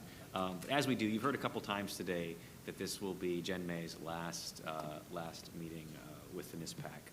She is retiring from a long career in federal service, and so we are sad to lose her from ISOO, but we genuinely really wish you well. We thank you for both your work with ISOO and your long tenure and career for the government. As she departs, Heather Harris-Pagan, who many of you know, do some of you know Heather? Will be stepping into the DFO role with the NISPPAC, and then Ben Rogers will be stepping into the ADFO role. So Ben has been our man in the booth today, taking care of everyone in the chat, doing a great job. Thank you all for your contributions to the meeting today, and I hope if you haven't met them already that you'll take some time before you rush out of here this afternoon to connect with Jen, with Heather, and with Ben. And for our last thing, I promise. Is for our NISPPAC members, for our speakers. Please follow me back to my office for a few minutes so we can say goodbye to Jen together. I'd like to have you join us for just a few minutes. And hearing no final words, does anyone have anything else they'd like to say about CUI before we go? If not, we'll consider this meeting adjourned, and thank you for your time today.